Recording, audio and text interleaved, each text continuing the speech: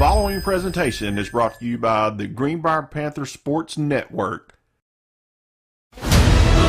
In this small town, Friday nights in the fall are a little different.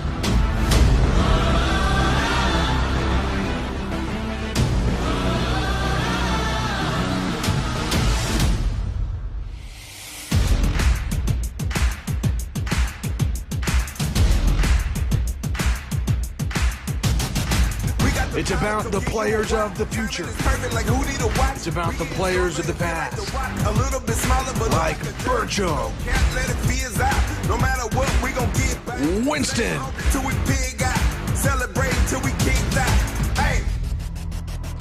and Peter.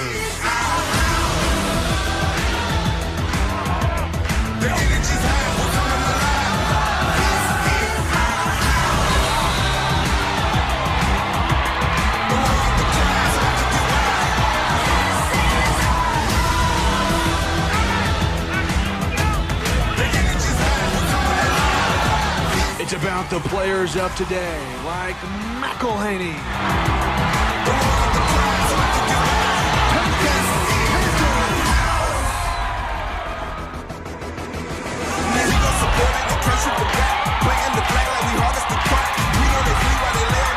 Bernard,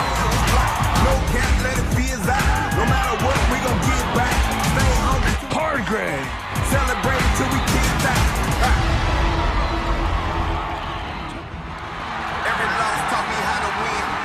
Garrett. Here on Friday nights, we don't bleed red, we bleed blue.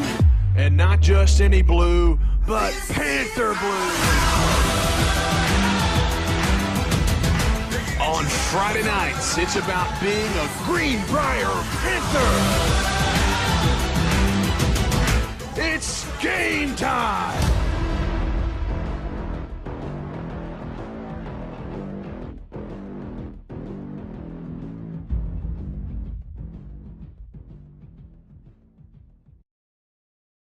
Welcome to tonight's broadcast here on Greenbrier Panthers Sports Network. I'm Daniel Hillian. Alongside me is Jake Robinson, Josh Odom, and Al Moats. It's homecoming tonight in Greenbrier.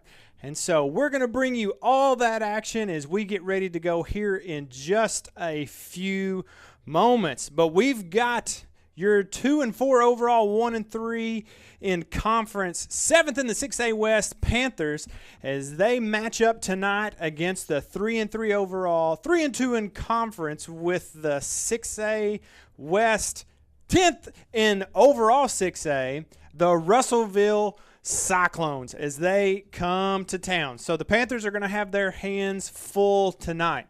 And so as we get ready to go for all things homecoming, we're going to pause here in our pregame stuff to bring you all the homecoming action. So stay tuned as we recognize some truly amazing and wonderful young ladies.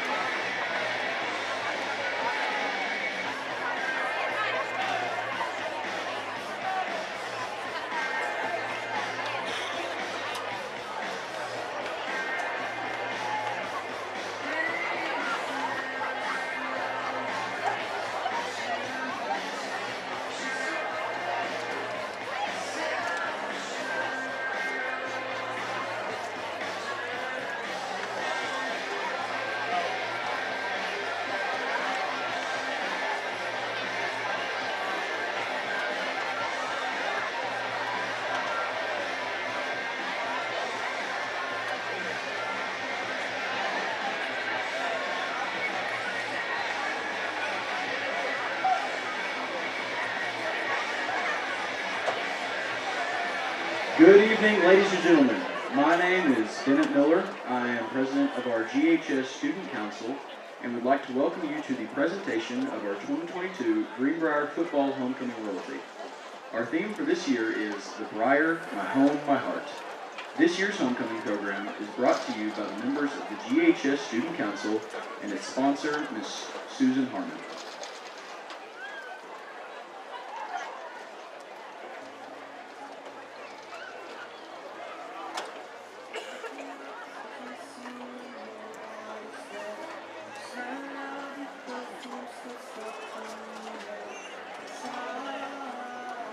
Entering now is our homecoming royalty.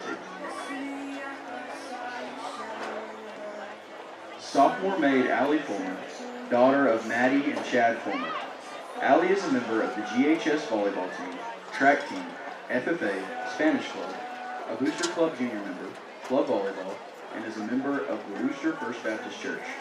She is escorted by Colton Sanders, son of Tara Mallett and Brad Sanders, and by Peyton Stock, son of Chastity and Eric Stock.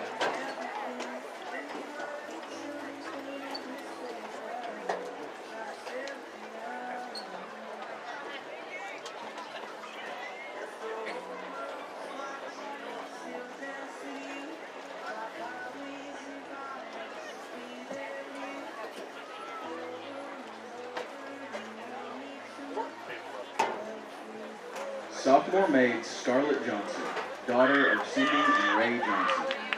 She is also escorted tonight by her sister, Katie Beth Johnson. Scarlett is a member of the GHS soccer team and also a member of the New Life Church. She is escorted by Kane Griffin, son of Lindsay and Kyle Griffin, and by Jace Hart, son of Misty Gibbons and Tally and Alex Hart.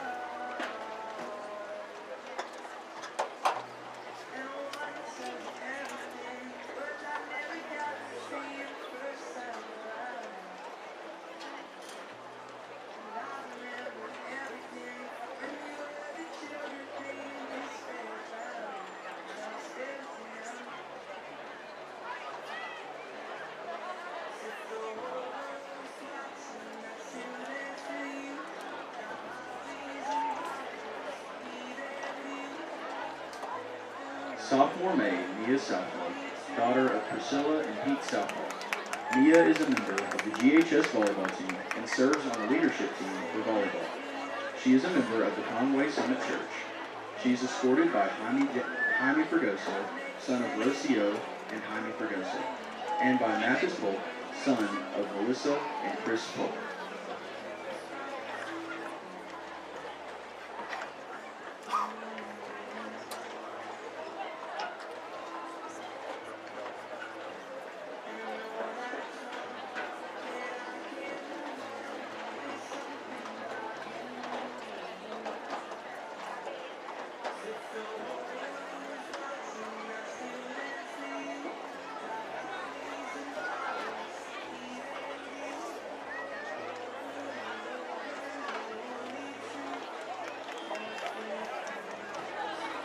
Junior maid Sydney Riddle, daughter of Kristen and Jeremy Riddle.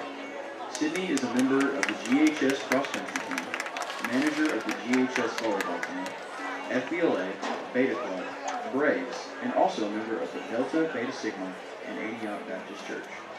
She is escorted by Hayden Brooks, son of Lori and Brian Brooks, and by Owen Scrivener, son of Nancy and Grady Scrivener.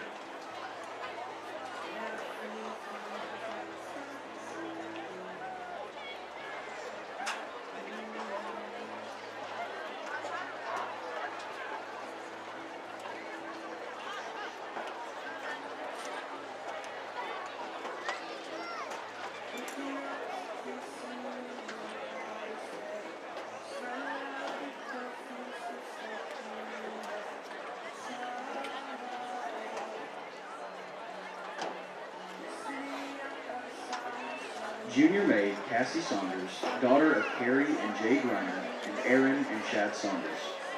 Cassie is a member of the GHS volleyball, basketball, and softball teams, Arkansas High School Rodeo Association, Antioch Youth Group, and a member of New Life Church. She is escorted by Carter McElhaney, son of Lindsay and Pete Payton, and Dan McElhaney, and by Lawson Worthy, son of Stephanie and Dustin Whitty.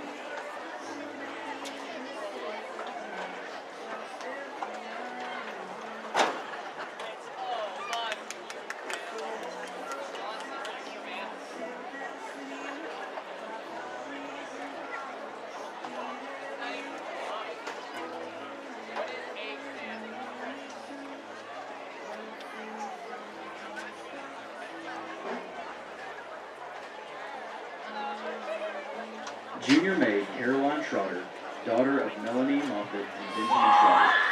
Caroline is junior class president and a member of FCCLA, Book Club, and the Conway Careers Culinary Arts Program.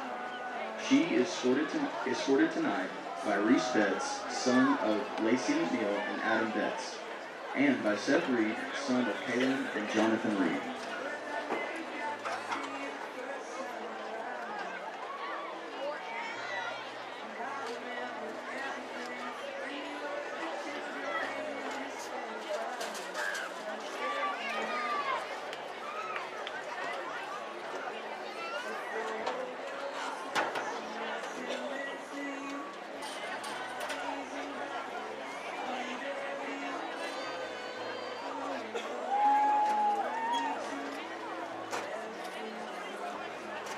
Senior maid Riley Bart, daughter of Rainey and Daniel Bart. Riley is a senior class president and is a member of the GHS Drama Club, FBLA, Beta Club, GHS News, Rock Solid Worship Team, and the Arkansas All-State Drama Team. After graduation, she plans on pursuing a degree in film and continue to follow the path that God has laid out for her and her work in the ministry. She is escorted by Caleb Bagby, son of Jamie and Matt Bagby, and by Logan Farley, son of Karen and Zach Farley.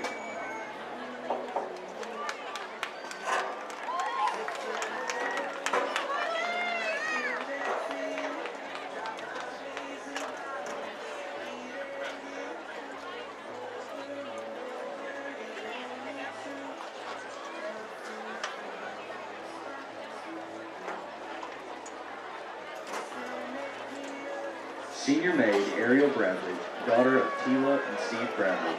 Ariel serves as Vice President of FFA and is also a member of the GHS Student Council, Beta Club, Braves, and Antioch Baptist Church. After graduation, she plans on attending UCA to pursue a degree in interior design. She is escorted by Matthew Garrett, son of Nicole and Ryan Garrett, and by Miles Miller, son of Tori and Ty Miller.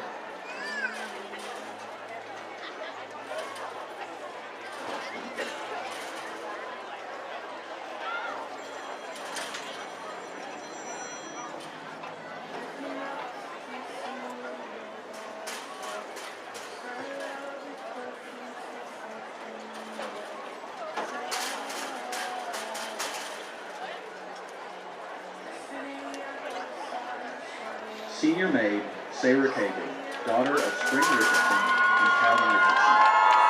Sarah is the student director for the GHS Choir, a member of the GHS Lifesavers Club and Drama Club, serves as the secretary and on the fundraising team for the Drama Club, and also serves as music director and on the choreographing team for the theater.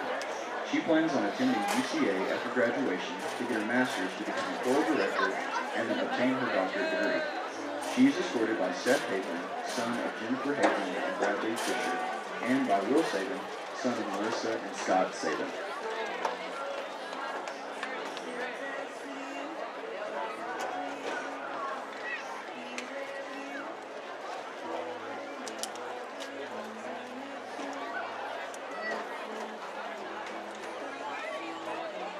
Senior maid Emma Hill, daughter of Jennifer and Darren Hill. Emma is a member of the GHS Volleyball Team, Beta Club, Lifesavers Club, FBLA, Conway Juniors Volleyball Club, and serves on the GHS Volleyball Leadership Team as Greenbrier FFA Symphony. She is a member of the Spring Hill Baptist Church. She plans on attending Washita Baptist University to continue volleyball and academic careers and pursue a degree in pre-occupational therapy. She is escorted by Jake Hargrave, son of Ginger Davis and Reed Hargrave, and by Cole Livingston, son of Leanne and David Livingston.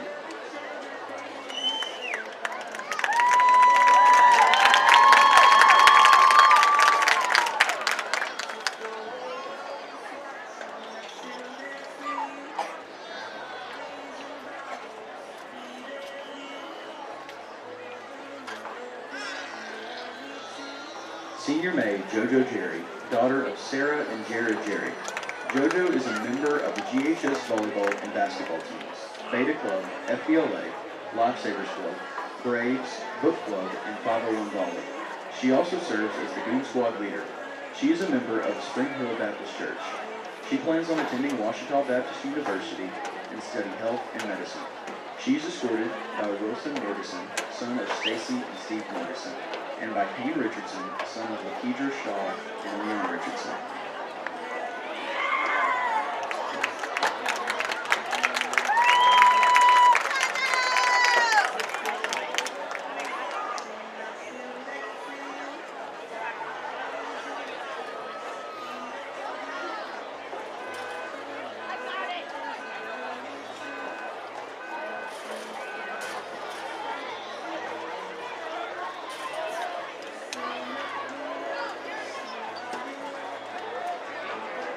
Senior maid Emma Love, daughter of Courtney and Scott Love. Emma serves as senior class secretary and is a member of the Student Council, FFA, FBLA, Conway Area Youth Leadership Institute, and Central Baptist Church. She plans on attending college to major in elementary education and school counseling. She is escorted by Eli Weaver, son of Jayla and Jeremy Ruppel, and by Eli Weaver, son of Crystal West and Ralph Weaver.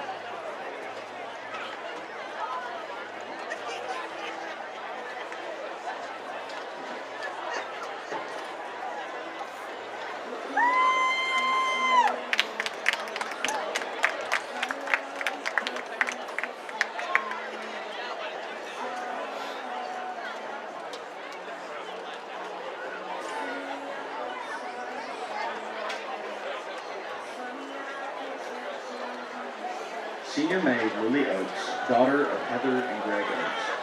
Lily serves as senior class vice president and is a member of the GHS volleyball team, FBLA, Beta Club, Ambassadors, Book Club, Lifesavers Club, Braves, and Robinson and Center Church of Christ. She plans on attending the University of Arkansas and major in business marketing and retail. She is escorted by Jackson Bernard and Matthew Bernard, sons of Rebecca and Kenneth Bernard.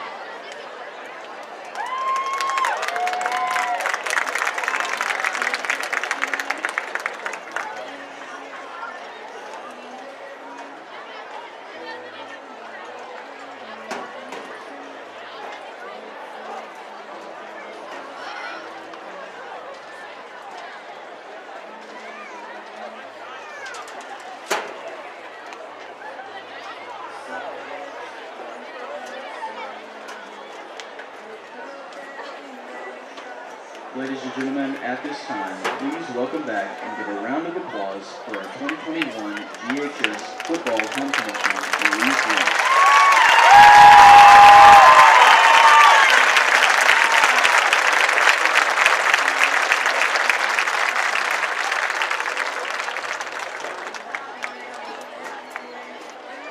And now, our 2022 Greenbrier Football Homecoming Queen is Sarah Cagle.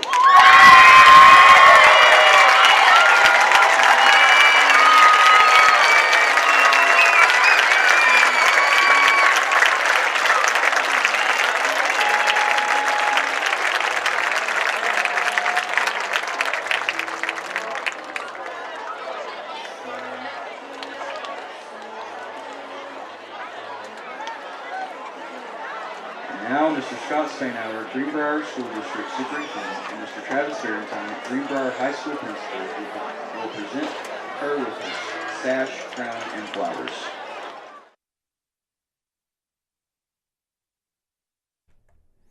Well, congratulations to Sarah Cagle, your 2022-23 homecoming queen. Congratulations to her, and thank you all for tuning in to our homecoming presentation as Mr. Spainhour puts the crown on Sarah's noggin there, and she'll be our homecoming queen for the next year.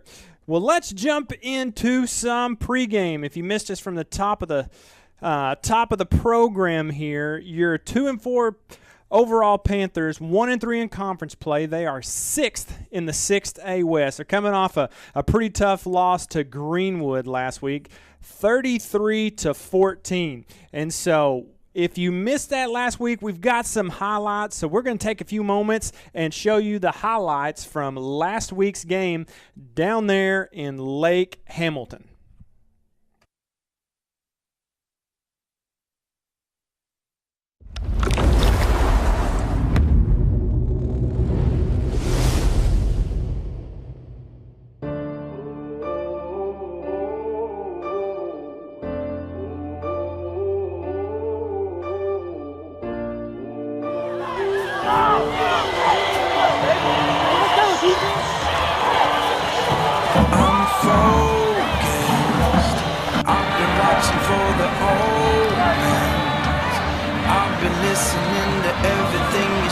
It's been running through my head, locked and loaded. I got the feeling that you know it. Yeah, I've only just begun. I won't stop until it's done, till you're broken.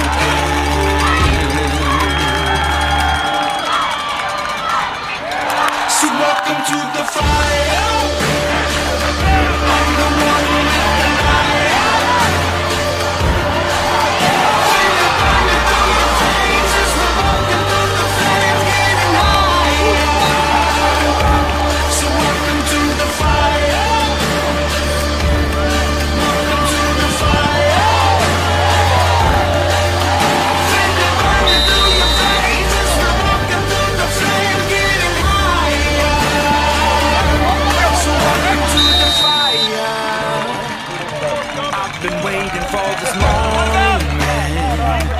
Final battle of the chosen.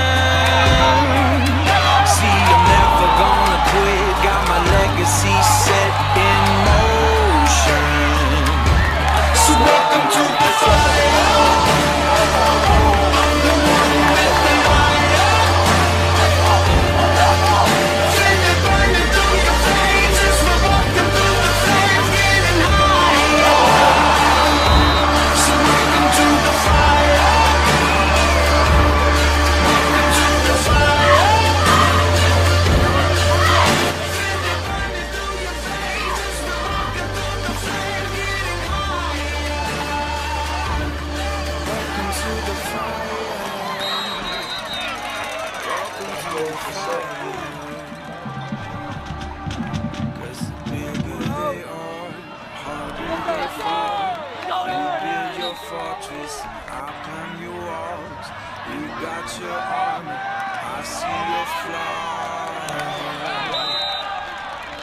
So welcome to the fire. I'm the one with the light. Fire burning through your veins as we're walking through the flames, getting higher. So welcome to the fire. Welcome to the fire. Fire burning through your veins as we're walking through the flames, getting higher. So welcome to the fire. I've been waiting for this moment, the final battle of the chosen. See, I'm never gonna quit. Got my legacy set in motion. So welcome to the fire. I'm the one with the light. Feel it burning through your veins as we're walking through the flames, getting higher. So welcome to the fire. Welcome to the fire. Feel it burning through your veins as we're walking through the flames, getting higher. Welcome to the fire. Welcome to the fire. 'Cause the bigger they are, harder they fall.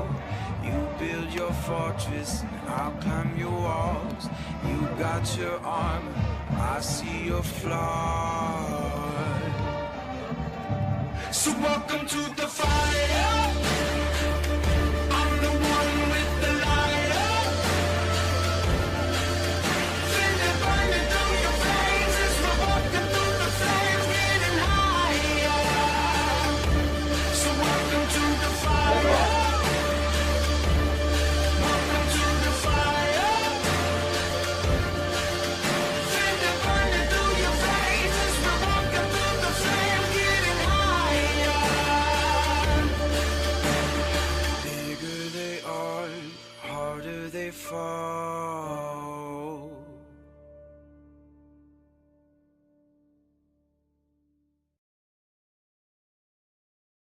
And it was a tough loss down there in Lake Hamilton. That was a game we really felt good going into, but had 306 yards of total offense, 164 passing, 142 rushing.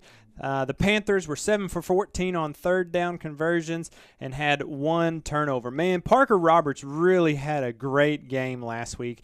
Ended up getting injured in that one, but 13 carries, 81 yards for 6.2 yards per carry, and just really had an awesome game, had a touchdown there. Carter McElhaney had 4 receptions for 97 yards, 24.3 yards per reception. And let me tell you, McElhaney is just, we were talking about this week with some friends, he's just so stinking fast. And even Jake and I, as we were traveling home last week, one of the passes that he caught, there were 3 defenders right around him, and he's so quick and shifty, he was able to make a couple of men miss and just flat out outran the other guy to score that second touchdown or get down close to the end zone. But man, he had a great game too. Miles Miller had 2 receptions for 56 yards, really helping, trying to do everything that he could on both sides of the ball to keep the Panthers in that. One thing I wanted to mention was a couple of seniors that have really had just some outstanding seasons.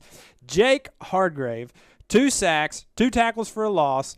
And, man, he had to keep that quarterback honest last week. There was several times early in the broadcast I was like, boy, the QB, man, he thinks he's got all day to throw. I tell you what, Hargrave's just going to come up his back door and get him, and Jake made it happen. Another guy I got to talk to this week was Matthew Bernard, just having an awesome senior season, one for the books, one to remember. And man, Matthew's just, I remember catching him. I said, Matthew, man, you're having just an awesome senior season. He looked at me and shook my hand. He goes, thanks. And that was it.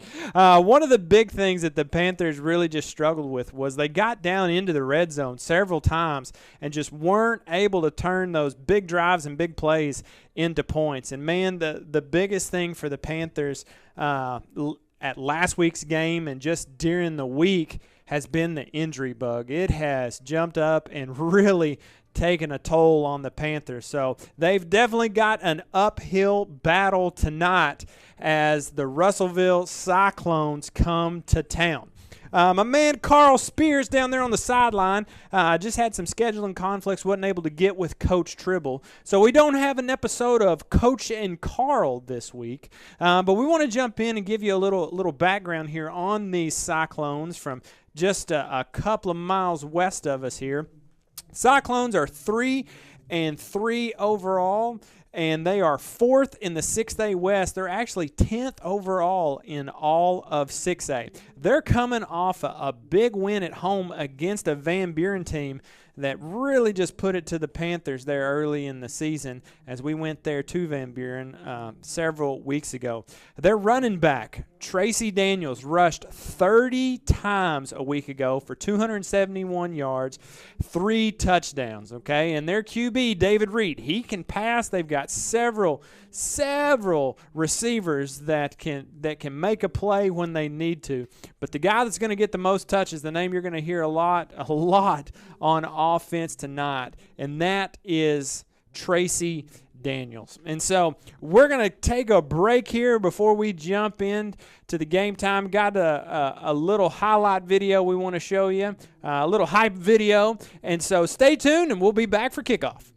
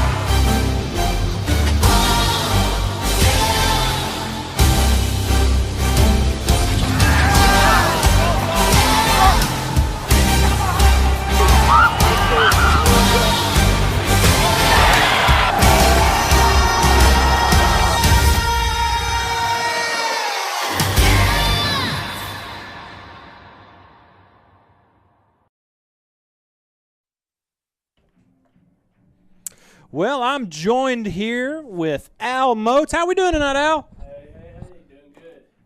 Hey, there we go. Got a little mic on now. I'm doing good, man. Hey, glad to be back in the booth with you.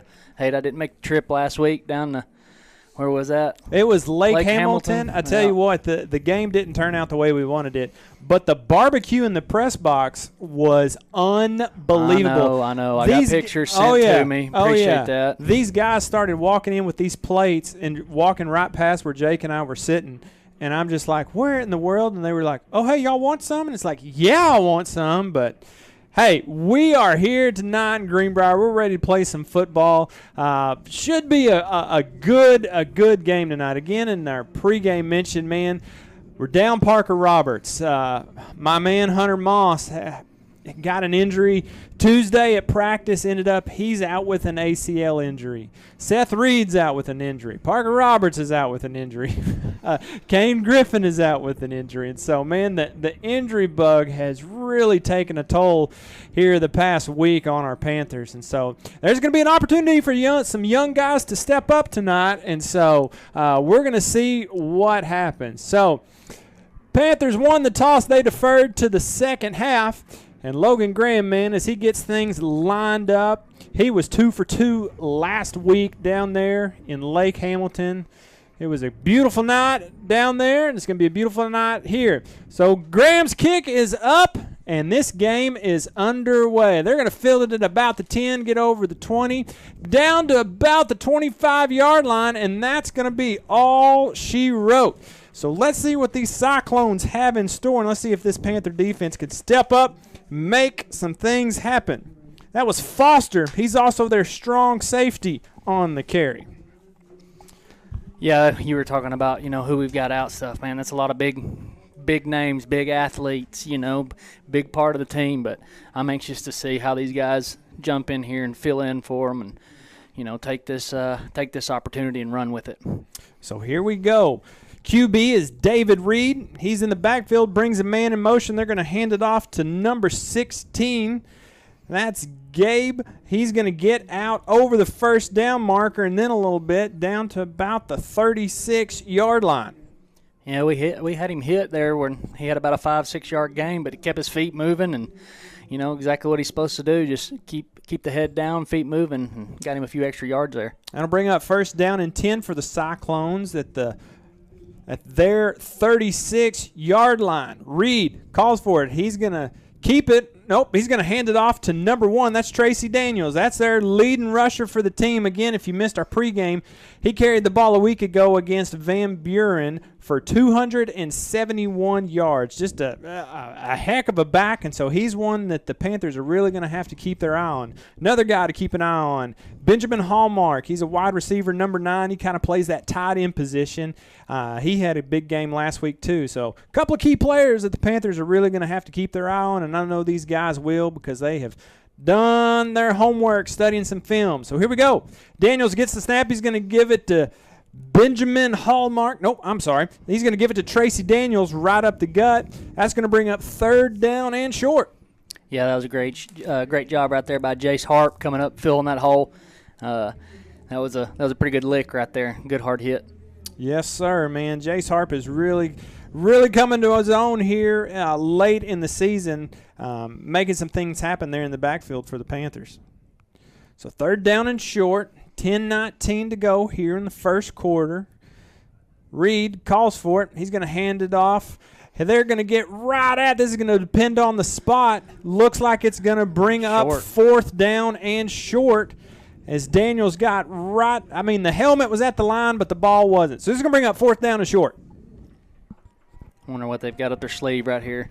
I don't know, but I could see Mr. Brick Williams, number 50 there, or even G-Money, Matthew Garrett, coming up and laying a lick and not allowing them to get this ball. So let's see what they do here. That'd be great for momentum and everything right here on the first drive. They touch it, and we wind up stuffing them here on fourth down.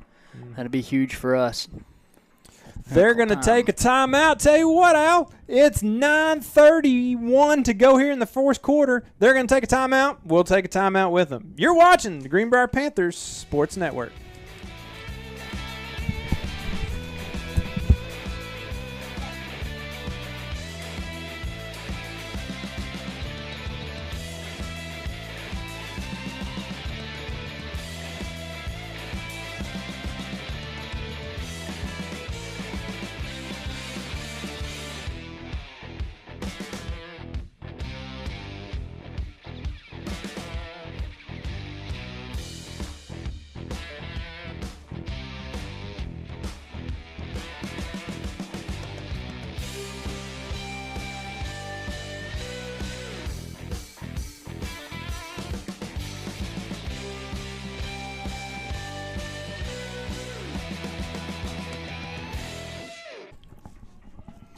Out of the timeout, it looks like the Cyclones have made up their mind, and they're going to go for it here on this 4th and short with 9:31 to go in the first quarter.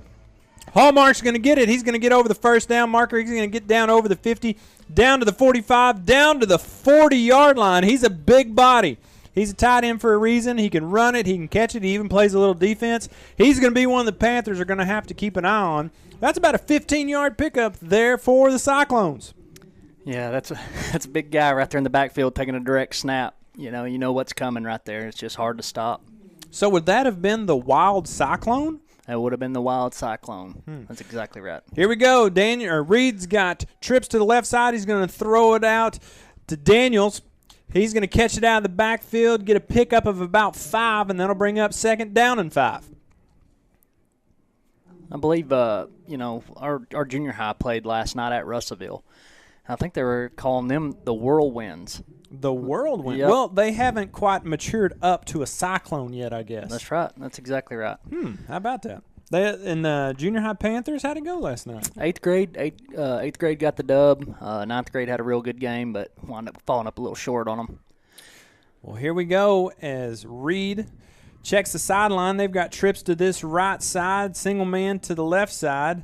With Daniels in the backfield, he's going to get the call right up the gut. He's going to get the first down right at the 30-yard line. That's going to be a pickup of 6 for the Cyclones.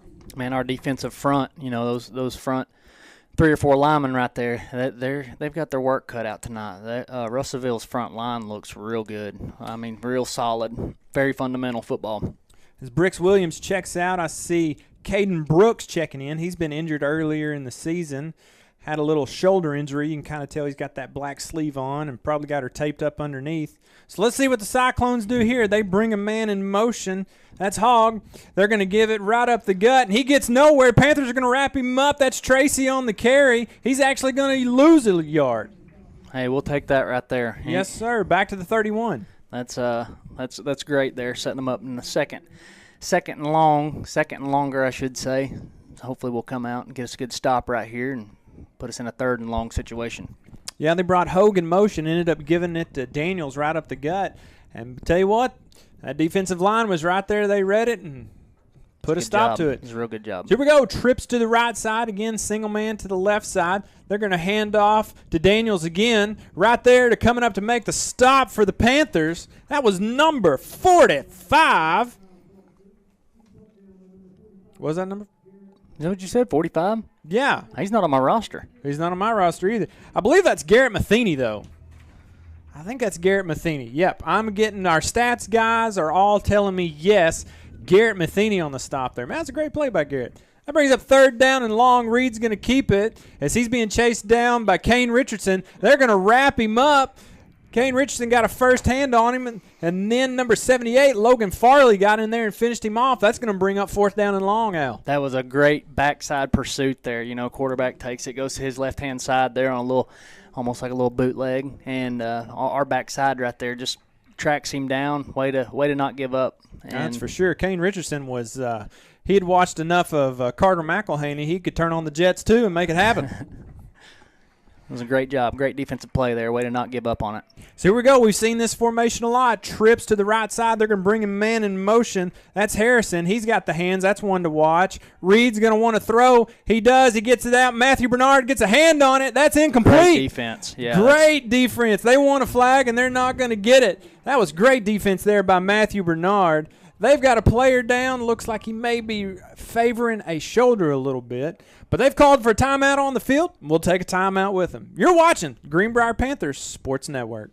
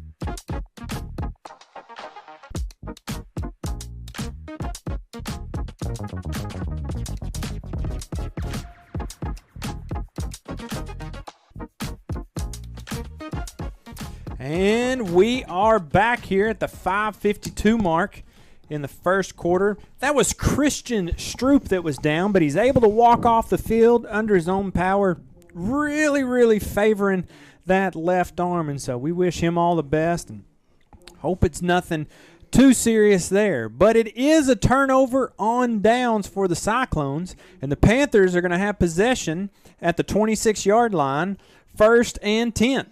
So Owen Scribner is going to get the call tonight in the QB spot as he brings McElhaney in the backfield with trips to the left side. Low snap, Scribner gets on it, they get him down. He's going to lose about 10 yards. Yeah, that's just a bad snap there, low at his feet. That's hard to control. I mean, hopefully these guys just get the nerves, after this first play here and get us rolling down the field. So we can bring up 2nd down and forever at the 15-yard line. As Miles Miller goes in motion, Owen Scribner checking things out again. 5:23 to go here in this first quarter. Switch sides, got trips to the left side for Scribner. He's going to send McElhaney in motion. Scribner gets the call. Quick pass out to Miles Miller. That's number 16 getting a hand on it. That's Gabe Hogue. He's had a big game so far, and we're only a few minutes into it, Al. Yeah, he just seen that. I mean, coming right out of our hand there at the quarterback position, and just read it just right and got a hand on it, and messed up our play. Yeah, way to go, Gabe. We're trying to score points here. But anyways, that's going to bring up 3rd down, big 3rd down here for the Panthers. Need to make something happen here. Let's see if they get a little toss out to my man, Big Country. Lawson Worthy. They're going to hand it to McElhaney. He's going to crank up the Jets. He's going to get out over the 20. He's not going to have enough. They're going to drag him out of bounds and then some. He's going to get, I'm trying to see the referee, looks like it's going to bring up 4th down and about 13. So the Panthers are going to have to punt. So this will be interesting to see who they've got punting tonight. Looks like it's the one and only Manchild Jr. That's Eric Hewitt. His big brother punted a little bit last year, Nick Hewitt. So punting for us previously was Hunter Moss, and he's out with an injury. And Nick and Hunter are big buddies. So let's see what Eric has in store here. The kick is up. It's a good one. They call for a fair catch. They get under it. They scrub it, and I believe the Panthers are on it. Nope. Oh, man. It went between about 3 Panthers, and the Cyclones ended up landing on it. That was number 43 that finally got it there for the Cyclones. That's Terry. And they're going to have it 1st down and 10 at the 39-yard line, Al. Yeah, I spoke a little too soon there. I was seeing, where he was to the ball. And, our guys just kind of checked up a little bit as soon as he waited for a fair catch. You gotta get up, within a yard of him. That way, if it does happen, you can get right there on it. Yep. So here we go. Daniel's in the backfield alongside Reed. He's going to get the call right up the gut. He's going to get about 4 yards on the carry. That's going to bring up 2nd down and 6 with the clock rolling at the 4:40 mark here in the first quarter. Man, Russellville's front line. That's some big old boys. They've got some beef up front, and they're doing a good job. But our I believe front three, the polite way to say that, Al, is they've got some sturdy fellas. It's all the above. They're good. Go ahead. So Reed gets the call. He's going to hand it off to Daniels. Daniels is going to get the 1st down and then some. So he gets dragged down. I believe that was Matthew Bernard on the tackle. He's going to get the 1st down and a couple of more out to about the 48-yard line of the Panthers. But there is a flag on the play, and it's going to be holding on the Cyclones, and that's going to back them up 10. Hey, we'll take that. We'll definitely take that. Yeah, what I was saying is, it's a good-looking front line. It looks like they've definitely got their work cut out for us on our front defensive line. But, it's nothing we can't handle. We'll just get a little bit of pressure on the quarterback and get him shaken up a little bit. Well, the good news is we've got a Hargrave and a Farley and a Matheny up there to wreak havoc. So let's see if they can make it happen.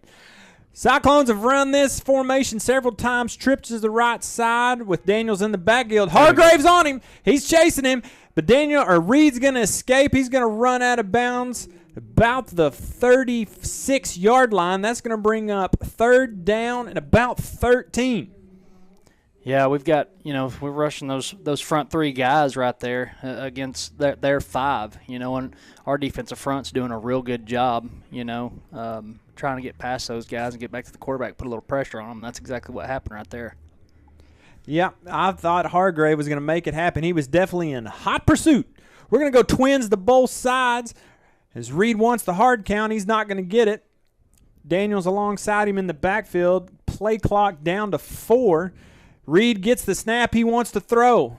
He's flushed out to the right side. Hargrave almost had him, but that was a good play by Caden Brooks right there. Daniels went to make the catch. Caden Brooks checks into the game, makes a big stop right there, and it's fourth down. Cyclones got a punt. That was a great defensive play. Great hit right there with Brooks. He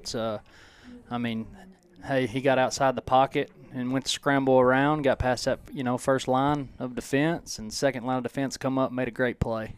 That was a good job by Daniels there to get open and keep the play alive, but he wasn't expecting to run into a Brooks. So here we go. The kick is up, and it's a goofy-looking kick. It's going to hit at the 35-yard line and roll to about the 25-yard line, and that's where the Panthers will set up shop. Be first and 10 from their own 25-yard line at the 3:37 mark. Here at homecoming. Hopefully after this first series, of us having the ball, we got over here to the sideline, got all the nerves out and regroup. That way we can take the field and move the ball down. Tell you what, a week ago, Al, Owen Scribner, Kane Griffin went out, and it's like, Owen, you got the call. And he was a little nervous, you could tell, but the longer the game went on, he just settled in and really started to make some things happen. Quick toss out to McElhaney. Coming up to make the stop, that's number 15, Foster. That's their strong safety coming up to make the stop. That'll bring up second down and 10. Normally a one-on-one situation like that with McElhaney, I take those odds any day. Yeah. Normally he'll make that guy miss, but he wound up having his back turned to him, catching the football, and you just never seen him. Yeah, that was a good open field tackle by Foster coming up to wrap up the legs of probably the fastest man in the state of Arkansas. So here we go. They're going to hand it off to G-Money, Matthew Garrett. He's going to get back to the line of scrimmage. They're going to give him forward progress out to about the 26-yard line. That's going to bring up third down and 9, Al. Yeah, that was tough to take him down right there. He kept his head down and legs moving, and they definitely couldn't take him down. They had to blow a whistle on him. That's right. That'll bring up the TC Works third down at the 26-yard line with 2:34 to go here in this first quarter. Panthers are going to take their time, set up shop. Play clock is just now down to 11. Got a little time here. They're going to go trips to the right side. McElhaney one-on-one down here on the close side of the field. Scribner gets the call, wants to throw. He's going to get flushed. He chunks it up. It's kind of a terrible throw. It's going to be intercepted by number 12 at the 44-yard line. That's Stranton. He picks it off. Scribner tried to get rid of it, and he just threw kind of a lonely duck up there, and Miles Miller wasn't able to get it.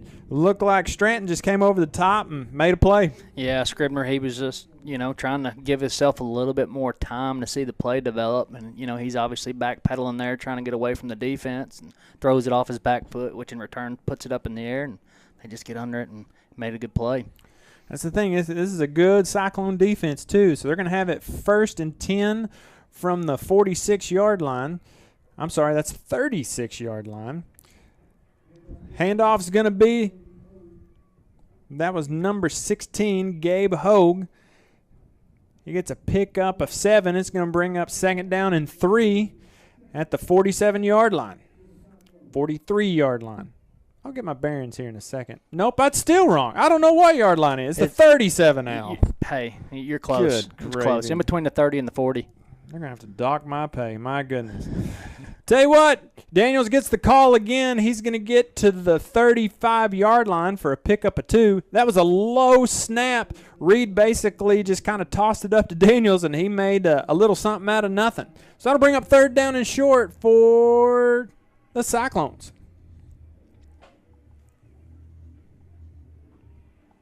Let's see if we can get a stop here. Get these Cyclones turned over again. We can get the ball back, put some points on the board. 1:03 to go here in the first quarter. As they bring Hallmark in motion. Reed's going to get it. Handoff's going to go to Daniels. He's going to lower his head and get the 1st down. He's right at the mark. Yeah, that's close. Yeah, man, he's going to get it. That he hit the hole hard. I mean, that was he had his head down and full head of steam, man. Yeah. That's hard to stop. And that's good awareness too, just knowing where the stick is. You don't have to go for 10. You just need to get in front of the stick. Yep, that's exactly right. Good heads-up play there by number 1, Tracy Daniels. So they're going to bring Hallmark in motion again, twins to the right side. Reed gets it. He wants to throw. He's going to launch one down.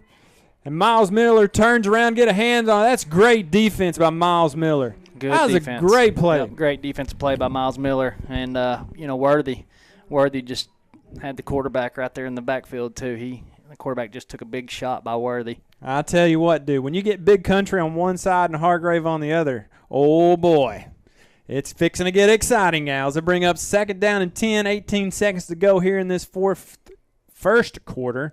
Twins to both sides. With Daniels in the backfield behind Reed, they're going for the hard count. They're not going to get it. Play clock down to 5. Reed gets it. He's going to hand it off to Daniels. He's going to lower his head as he gets trips up, and G-Money gets him to the ground. That's going to be a pickup of 5. Bring up 3rd down and 5. Yeah, that could have been a lot worse right there. There was actually a pretty big hole, but it's a great play call by them. I mean, it makes it look, quarterback takes a shotgun snap right there, looks up like he's going to pass it, and then keeps it for a draw. Well, that's the end of the first. We're going to take a timeout. You're watching the Greenbrier Panthers Sports Network.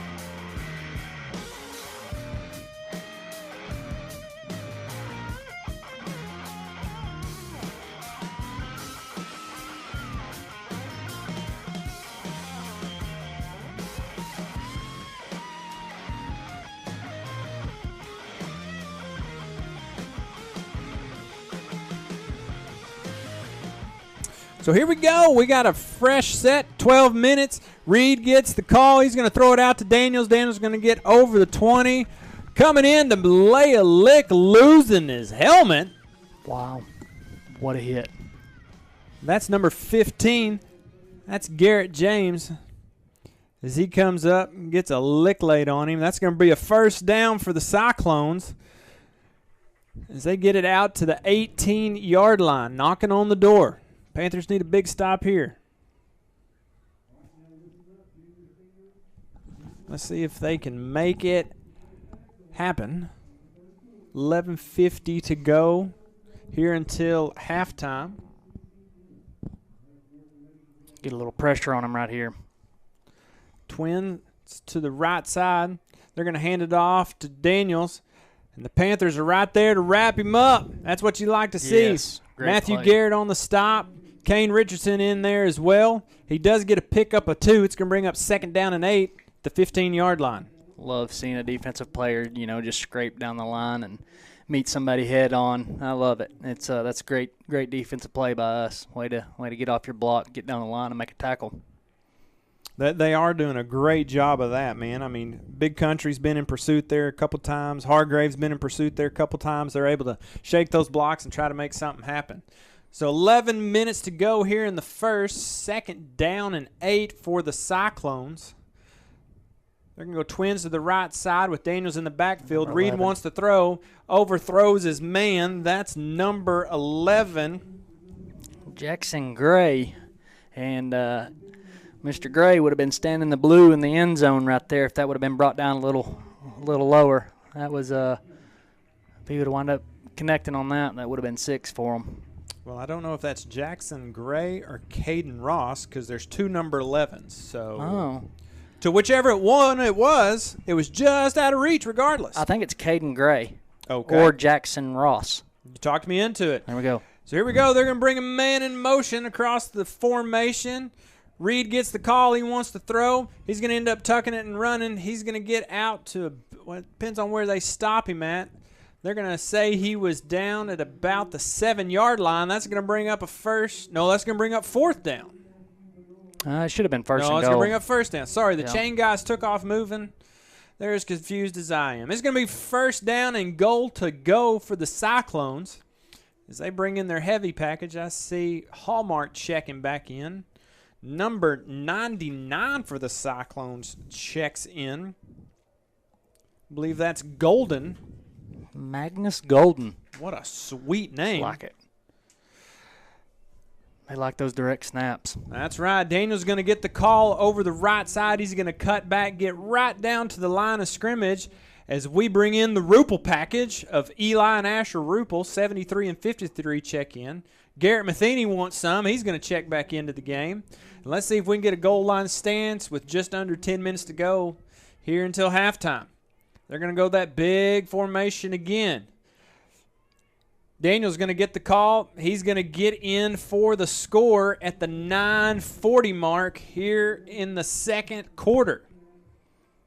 That reminds me of like the old time when, Peyton Hillis would take a direct snap like that when you get down in a situation like this. And that's what they did. They're like, hey, we're putting all of our boys up front. I got 2 in the backfield. We know where it's going. So, and you do too. It's just going to be man up, man on man. Yeah. See if you can make it happen. Panthers almost had a hand on it, but the kick is up and the kick is good. 9:40 to go until halftime. Cyclones are on the board first. It's 7-0 here at Homecoming. You're watching the Greenbrier Panthers Sports Network.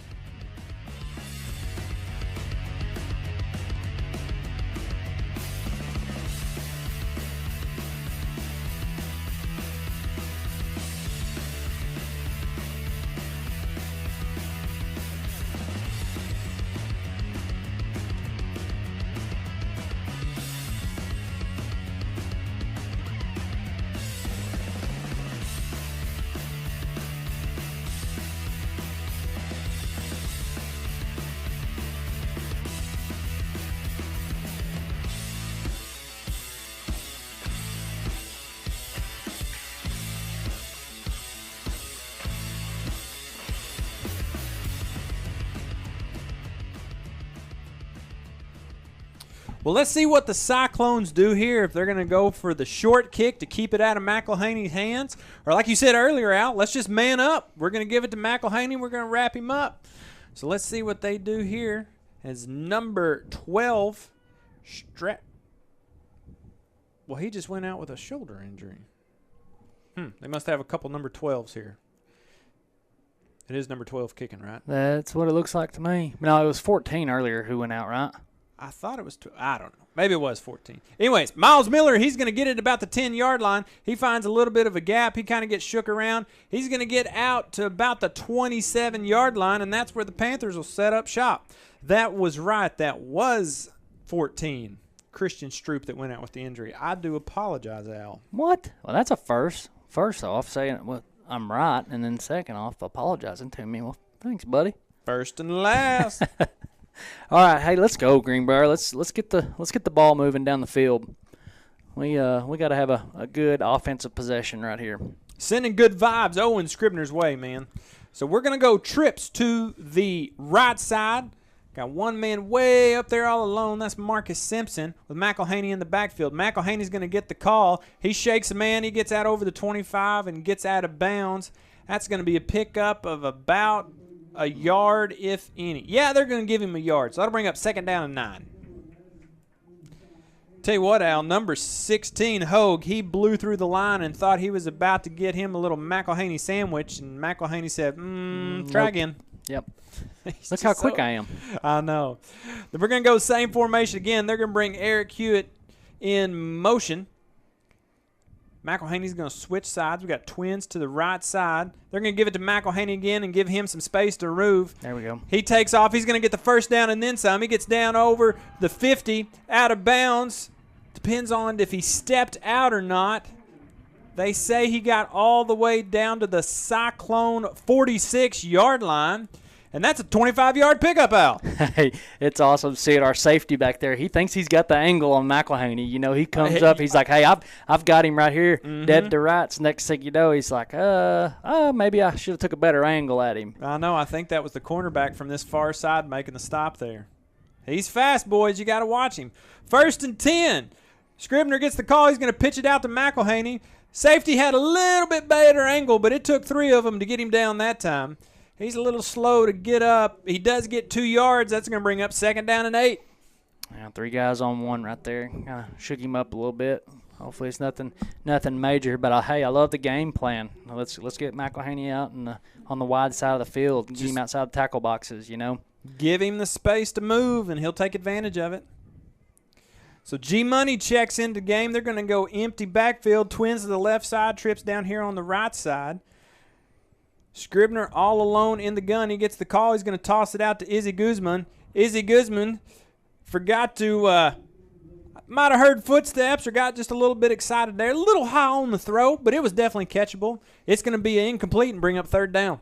Yeah, he just probably took his eyes off the ball right there and looking to see where he's going to go with it. And instead of watching into the hands, you know, just bobbles it and loses it. I mean, it's easy. It's very easy to do. Let's see what happens here. I looked down on the clock, and as it was an incomplete pass, the clock should have stopped, but it ran down a few seconds. There they go. They reset it. 7:29 to go until halftime. G-Money in the backfield. Trips to the left side. Scribner wants to throw. He's got a man. Gets it out to Izzy Guzman. He catches it right at the 40-yard line. That's going to be a pickup of 5, and it's going to bring up 3rd down and 4. 4th down and 4. Eli Rupel was like, hey, man, let me help you here. You know, Eli come running up, pretty much gave him a big old bear hug, like, hey, let me help you get down the field. That's a good job, though, man. That's a real good job by Eli there, just not to give up, you know. And that's what friends are for. That's exactly right. I tell you, I like all them Rupel boys on our team, on our side. That's a great group of young men, great ball players. 6:50 to go here until halftime.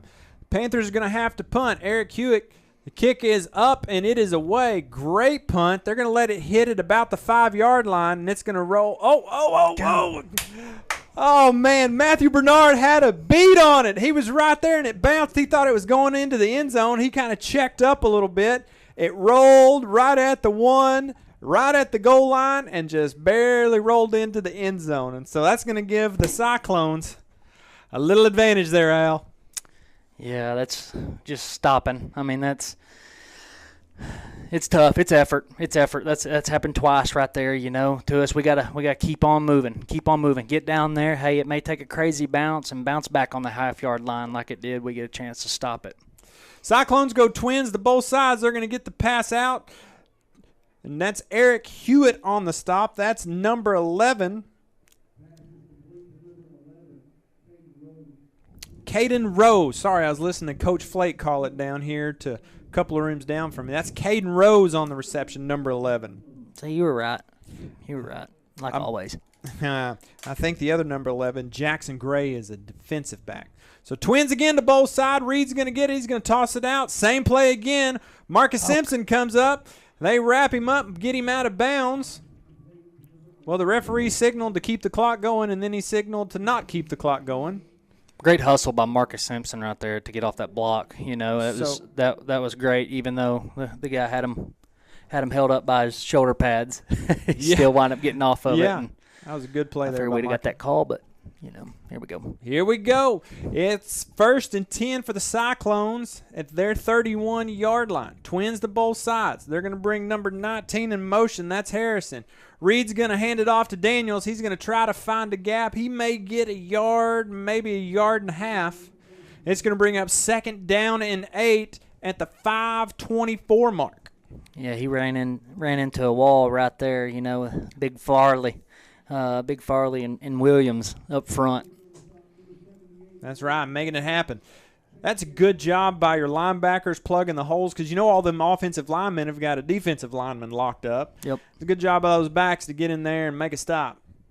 So we're going to go Twins to the right side. They got a single man up here all alone. Marcus Simpson's got him covered up. It's going to be a toss out to number 5, Boyles. He's going to scrap and fight and get back to the line of scrimmage. He's going to bring up 3rd down and 8. That was a good defensive play by us right there to get off the block. I believe that was a 5 out there. There's Jace Hart, you know, he wound up getting off the block and making a great tackle there, or at least holding him up a little longer to where we can come in and clean it up. That's Birdie making it happen. Just under 4.5 minutes to go here until halftime. Man, they love this formation. Twins to both sides. They bring pressure. That's number 19 with the catch. That is Peyton Harrison. I thought Bernard was going to get there and get a hand on it, but it's just out of reach. There is a flag on the play, and let's see what this is. It is going to be holding on the offense, so that's going to back them up 10.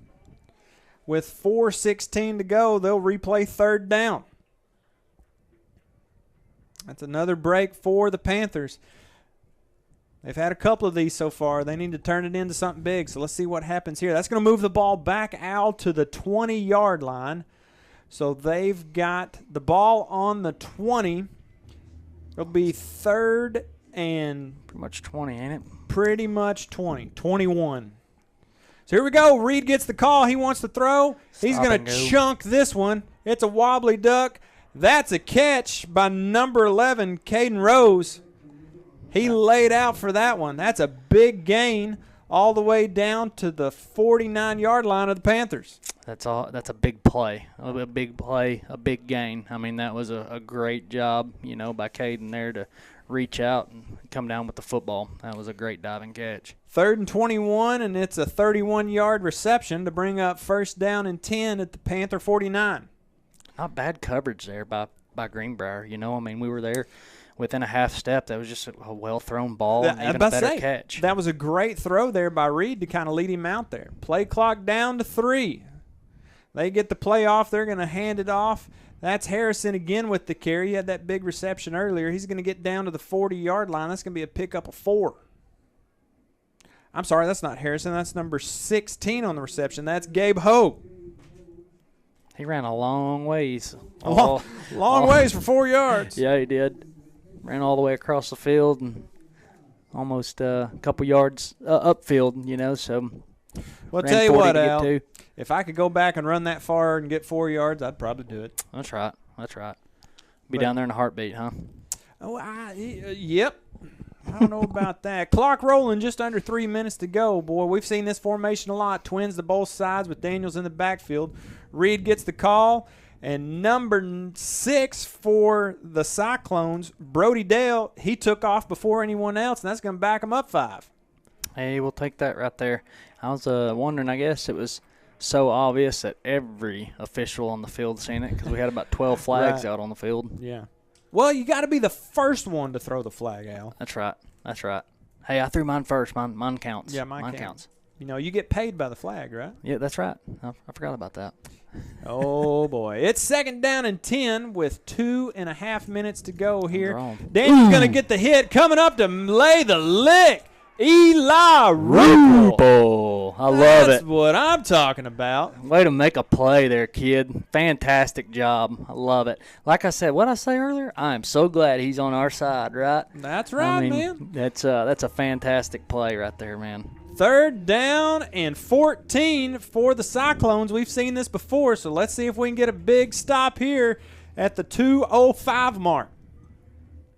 Reed gets the snap. He wants to throw. He's going to be flushed out to the right. Big Country almost had a hand on him. He throws short, and that's going to bring up fourth down. Great job. Great job. Big Country was in hot pursuit. Man, you got him chasing you. You want to get the ball out pretty quick right there. So we'll take that right there. I'm telling you what, if I had that midriff coming at me, I'd want to get the ball out of my hands as well.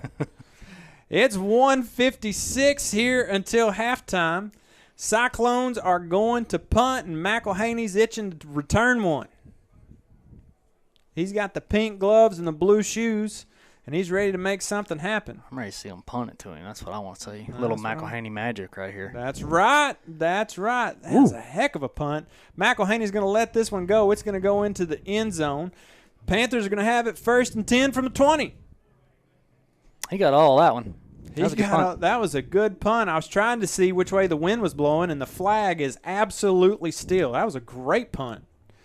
Great punt by the Cyclones. 1st and 10 at the Panther 20-yard line with 1:48 to go. Here at homecoming, Cyclones are on top, 7-0. One thing about an offense that runs the ball a lot, Al, is we're almost through the first half, and it's only 7:45. It eats up the clock. It eats it up big time. So let's see if a little McElhaney magic, Izzy Guzman, Marcus Simpson, Big Country, G-Money, and the Jet are on the field for the Panthers. Let's see if we can get some of that McElhaney magic, shake and bake, and make something happen here. It's a lot of talent out there. Scribner gets the call. He wants to hand off. He's going to get flushed. He's going to chunk this one. They're going to intercept it at the 40-yard line. They're going to take this one all the way. That's number 15. He's going to hurdle into the end zone for the score at the 1:36 mark. That's number 15, Foster. That's their strong safety. Scribner just tried to get rid of it and didn't get it enough out of bounds. And, man, there was no one there, and Foster came up, made a play. Cyclones go up 13-0 here with 1:34 to go until halftime. Yeah, I see Coach Birch down there talking to him like, hey, man, we got to do something a little different there with that. But, hey, we're fine. Still got plenty of game left. Oh, we got a fire call. They try to go for two, and they're not going to get it. They get him down at about the 5-yard line. It's going to be 13-0. That could have been the break that the Panthers needed. 1.5 minutes to go until halftime. You're watching the Greenbrier Panthers Sports Network.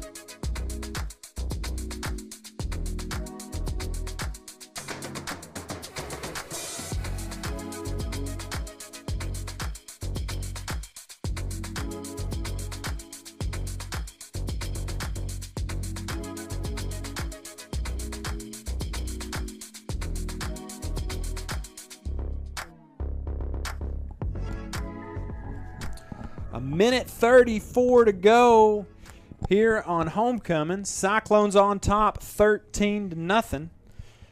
Let's see what happens here. They had kind of a goofy kick. It's almost like the kicker was trying to go for a bit of an onside or just kind of dribble it down the field. Let's see what happens here, Al. They do it again. It's going to go all the way back to Gavin Davis. He's going to trip up. He's going to pick it up at the 10-yard line. He's going to take off running, and they're going to get him down at the 5, but there is a flag down. That's probably going to be a block in the back on the Panthers. That's going to back them up even more. Panthers having a rough last 2 minutes here. It's going to be a holding call, so that'll back them up half the distance to the goal. It'll be right at the – let's see where they mark it. Block in the back, is that what it was? Or hold, what did he say? I believe it was a holding call. Man, guys, I don't help us, you know. I mean, in our defense right there, I mean, he goes to get the football right there, slips up a little bit, you know, falls down, runs over there, scoops it up, and by that time, man, you've got somebody, you know, you got 3 or 4 guys within 5 yards of you. It's tough to do anything with it. This Russellville backfield, these cornerbacks and receivers they're fast. They're not McElhaney fast, but they're fast. So let's see what happens here. Minute 28 to go. Scribner kind of assesses the situation, trips up on the left side. Easy Guzman one-on-one down here on the right side with McElhaney in the backfield. Scribner wants to throw. He throws another interception. This one's going to the house too. Don't know what the flag's for. Got a flag on the field. Got a flag on the field. Let's see what this is about. See what happens here. I don't know if that was just a misread. But yeah, that's exactly what I was going to say. Ball went one way, player went the other. Right. I mean, it was a great throw. Great throw by Owen for sure. It just looks like it may have been a little miscommunication here.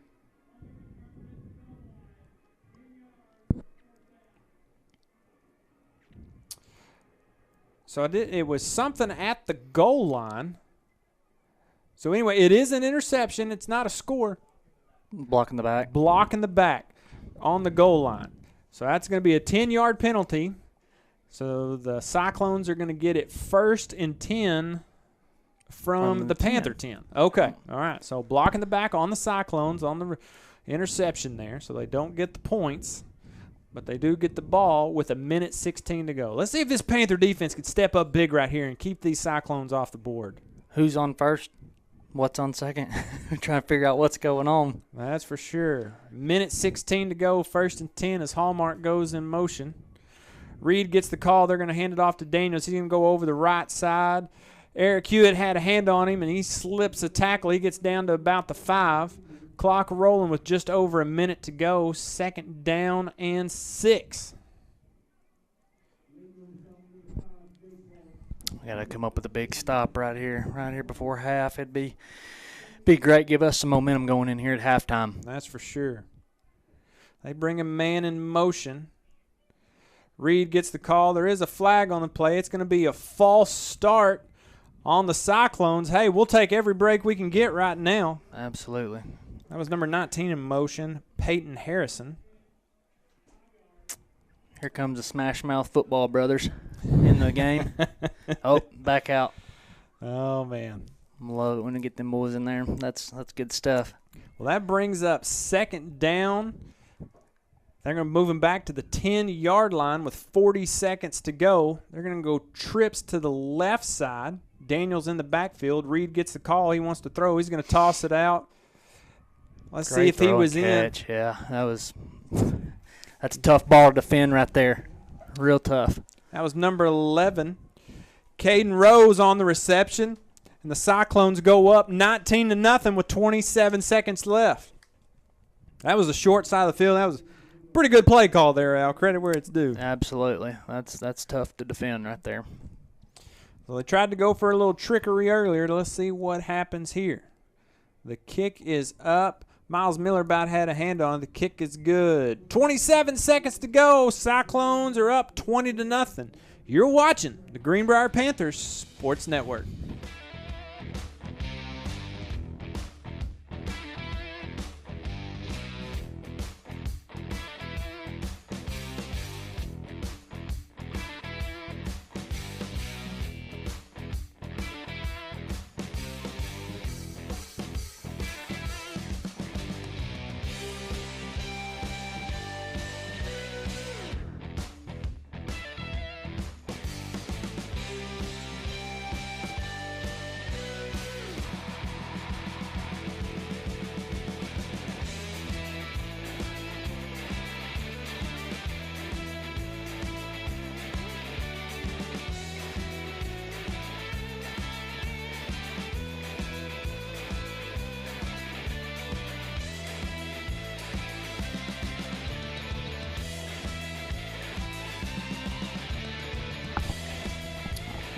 We are back. 27 seconds to go until halftime here at Homecoming, John Hawks Memorial Field at Don Jones Stadium in beautiful Greenbrier, Arkansas, the heart and soul of Faulkner County. It is a beautiful night for some high school football.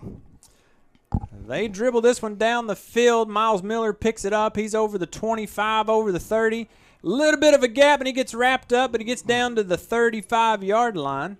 That's a 20-yard return. We'll take that all day long. Great return. That helps us out. 21 seconds left on the game clock here before halftime, so that's a good way to start this drive. That was a good patient run there by Miles. Most time guys will pick it up and just take off running. They'll get tripped up pretty quick, but Miles kind of let things develop there a little bit and made something happen.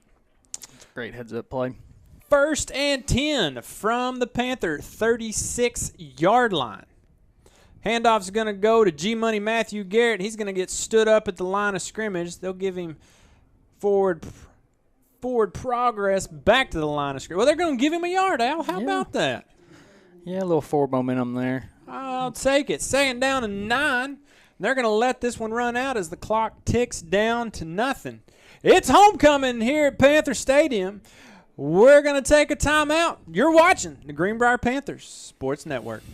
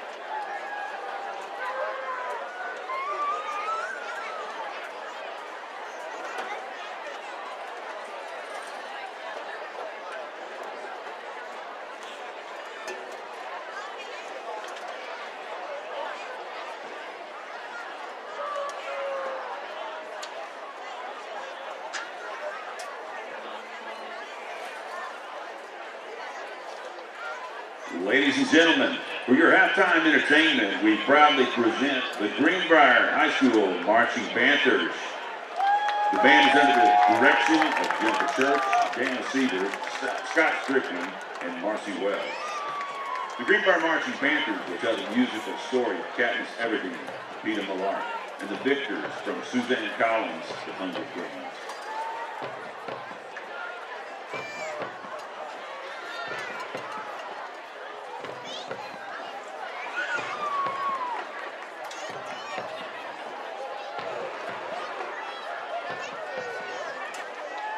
The band is under the field direction of Nathan Travis and Taryn Wells. Drum major, is your band ready?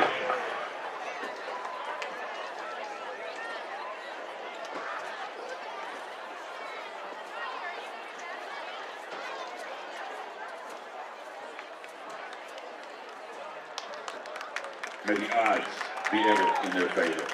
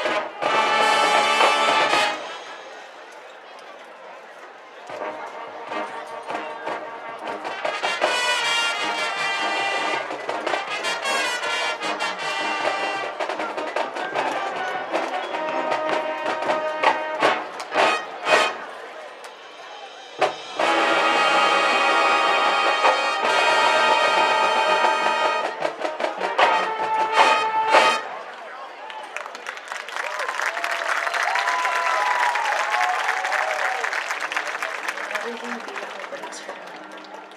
I see it in the yellow flowers that grow in the meadow around my house. I see her in the mockingjays that sing in the trees. But most of all, I see her in my sister Brenda.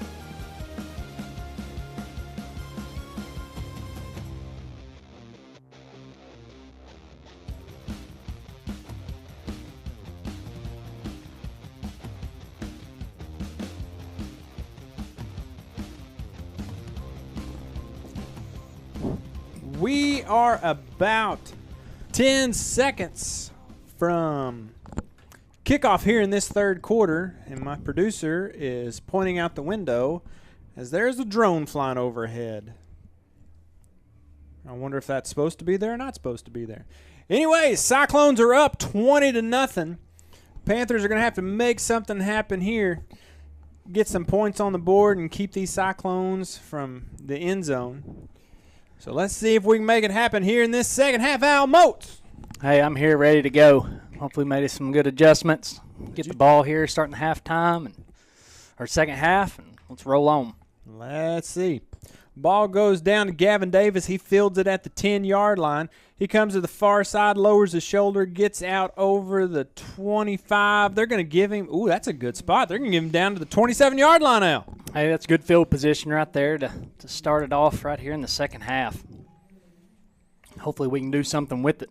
Let's make it happen. 1st and 10 from the Panther 27, moving from our left to right with 11:53 to go here in the third. Panthers make their way out on the field. Kane Richardson, Marcus Simpson, Big Country, Miles Miller, Izzy Guzman with the jet. Trips to the right side. They're going to hand off to McElhaney. He's going to get back to the line of scrimmage, maybe a gain of 1. Referees are staying where they're at. That's going to bring up 2nd down and 10. Coming out, changing it up a little bit. Got Kane in the backfield, going to the – is he really considered like a wild panther here? Or? They did this for about a series, maybe 2 last week down in Lake Hamilton. So let's see what they do with it here with 11.5 to go here in the third quarter. Richardson gets the call. He's going to fake the handoff to McElhaney. He's going to keep it, get out over the 30 for a pickup of 3. That's going to bring up 3rd down and long. Just coaching staff, trying to make, with players being out, moving people around, just trying to make adjustments. Here we go, trying to go for a quick snap. The Panthers are going to get a false start, and that's going to back them up 5. Well, we get the penalty, and the Cyclones coach is really excited over there. Hey, getting his players fired up, staying on top. They don't want us to come out and get any kind of momentum here starting the second half. So he's trying to keep them in it, keep them involved, and, keep them on top. So that's going to bring up 3rd down and 12 for the Panthers. That TC works 3rd down and 12 with just under 11 minutes to go. McElhaney in motion. They're going to fake it. Richardson getting pressure. He makes a man miss. Throws out to Miles Miller. Miles Miller catch it. He's over the 50. He's over the 40 down to the 35 to the 30. He makes a man miss. He gets all the way down to the 20-yard line. That's a 52-yard pickup for your Panthers out. What a play by Kane Richardson right there, man. Hey, extending the play with his legs, getting outside the tackle boxes, making a great throw right there. Making a good throw, I should say. A little low, but way to go down, get the football. Fantastic play by the Panthers. Great gain. Now we just got to keep this momentum going. Well, let's see what happens. They're all down there. They've even got the ball lined up. There is a flag on the play at the 47-yard line of the Cyclones. And it looks like this one's coming back. But I think it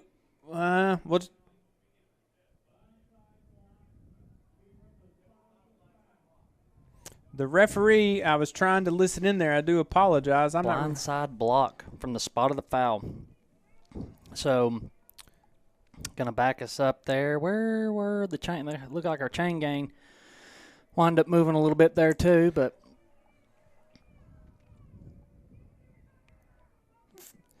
Panther Loyal are not excited about it at all. But let's see. I'm kind of confused as to what's going to shake out of this one at the 10:24 mark here in the third. Referees are all kind of looking at each other, and Panthers are looking at each other.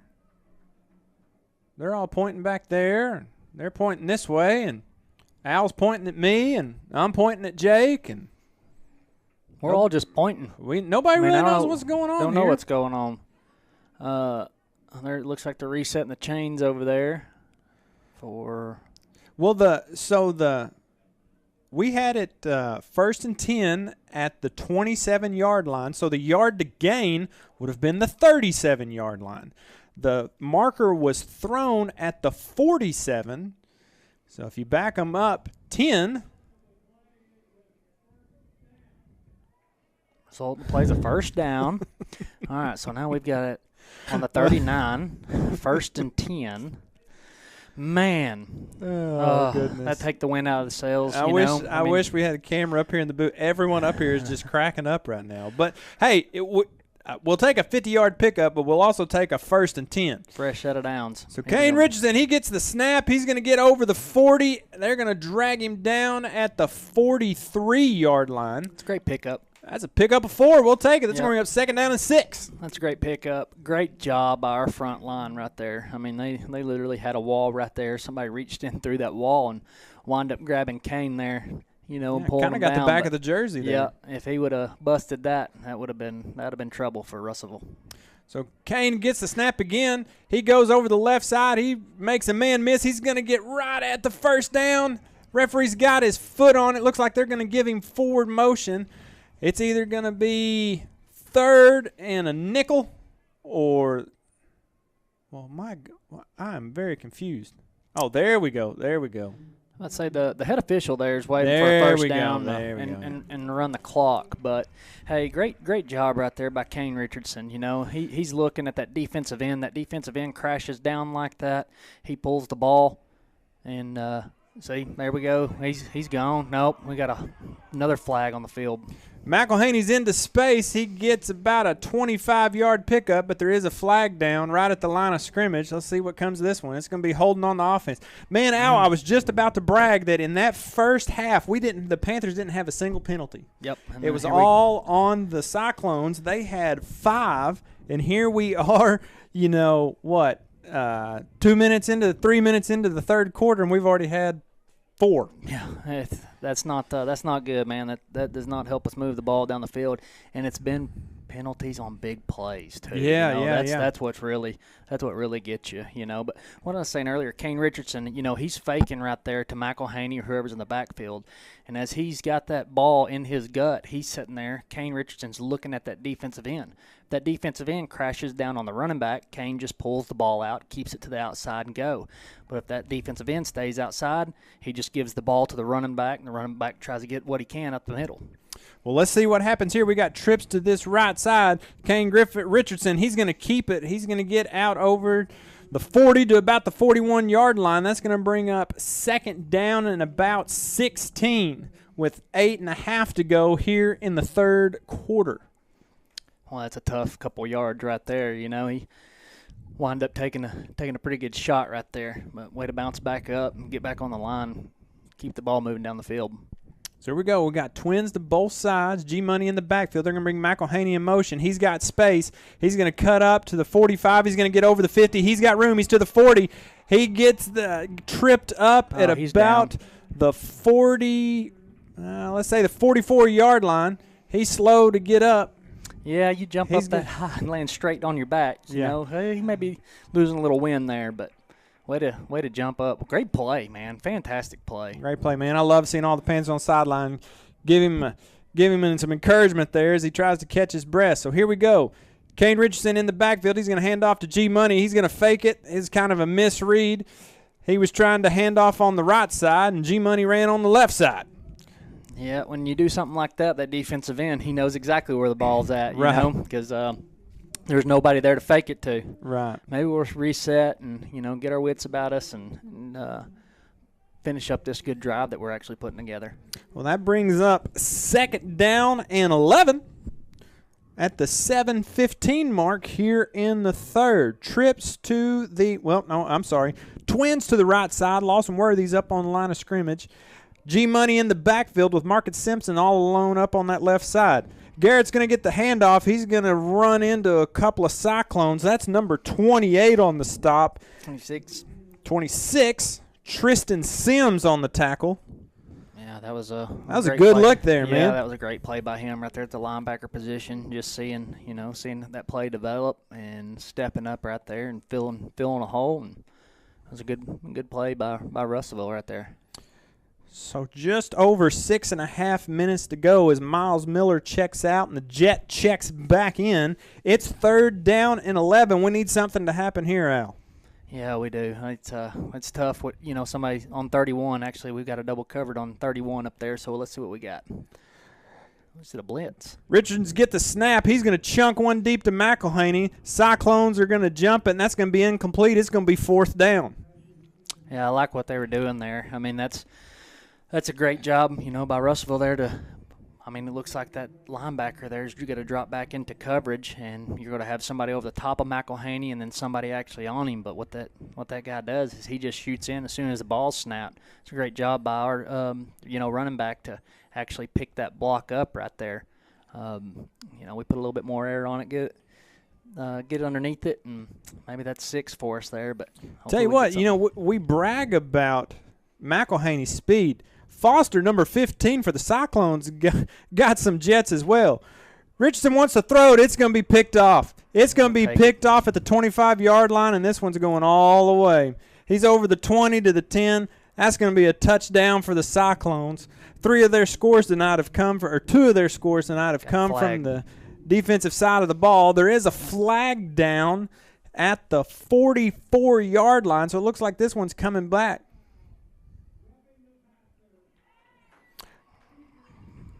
That's going to be a roughing the passer. Panthers going to get a big break here, Al. Hey, we need that. We definitely need that because that right there is to turn your stomach. You see it. And, I mean, in all honesty, that was a good thrown ball, but just a really good play from that defensive back position there to get in front of our wide receiver, get his hands on it, and take it to the house. But, come in and a little late hit right there on the quarterback. Hey, we'll take it. Yeah. That's 2 big breaks for the Panthers, They should be up 2 more scores, but because of silly things like that, Al, it's allowed us to really stay in this game. So Richardson gets a low snap. He's going to go over the right side behind Eli Rupel. He's going to get down to the 10-yard line. That's going to be a pickup of 5, Al. Hey, if we do that every time, 5 yards, right? 5, 5, 5. Hey, keep moving the ball. Actually, was that first down? Was that a first and no? Yeah. Look, that's like 8 yards. That is like 8 yards. Yeah. Well, that's a generous spot. I'll take it. Handoff goes to G-Money. He's going to get over the 10 to the 5. He's mowing him down. He gets down to about the 2-yard line. That's going to be a 1st down and goal to go out. We got some momentum. We do. And that's a great job by Garrett right there, keeping your feet moving. He's got somebody hanging off the back of him. He's dragging him down the field another 7 or 8 yards. That's what you like to do. Snap goes again to Matthew Garrett. He tiptoes in for the Panthers score, and the Panthers are on the board. Gotta love it. Gotta love those halftime adjustments. Great job by our coaching staff and the boys to put it all together. And, they get this possession and march all the way down the field and put a drive together with some help, Yeah, I mean, how about a recovery, man? Just penalties and get backed up and big plays and backed up again. Man, that's how you like your Panthers to respond. Come out, put some points on the board. Yeah, because, that takes the wind out of the sails right there. A 50-yard gain and a flag on the play. That brings up the Graham brothers' extra point as the Graham himself, Logan Graham, punches that one through. It's 7-0. We'll take a break. You're watching the Greenbrier Panthers Sports Network.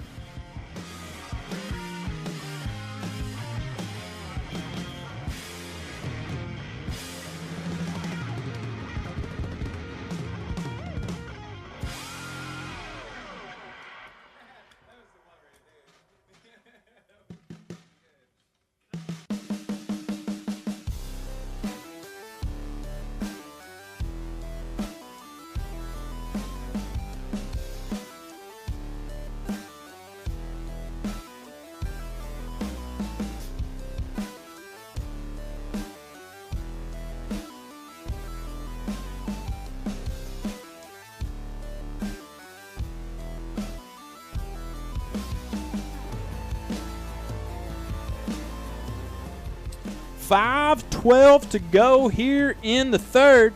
Cyclones lead this one 20-7, but the Panthers are on the board. Let's see if they can make something happen here as Logan Graham tees one up, getting ready to drive this one back. Yeah, you were sitting there, during our little timeout right there, talking about how that could have got the boys down, but way Way to come back after a big penalty, of a 50-yard gain and battle back. That's Foster with the reception, man. That really looked like he had a knee down. Coming up to make the stop for the Panthers, number 18, Gage Williams. Way to go. Great tackle there by the sophomore. That was a great play. Great play. But anyways, what we're saying, the boys bounce back. They bounce back right there after a big gain, the biggest of the night, and get a penalty. And that could really take the wind out of the sails. But they just said, hey, let's go. Let's stay together, and let's keep marching the ball down the field. And that's what they did and put it in. So great job, Panthers. Man, there's a lot of fight in these young men, and that's what you like to see. So Reed gets the call. He's going to hand it off to Daniels over the left side. He's going to get over the 30, out to the 40, out to the 50. He's going to keep going out to the 40, down to the 30. Let's see if Miles Miller can catch him. He does. He tackles him right at the 10-yard line. Saves a touchdown there. Has got some wheels, too. That was Miles great job. Miller can turn it on when he needs to. Great job, Miller. Way to not give up on it, buddy, and just keep on keeping on. That's a great play to save a touchdown right there. That's a fantastic job.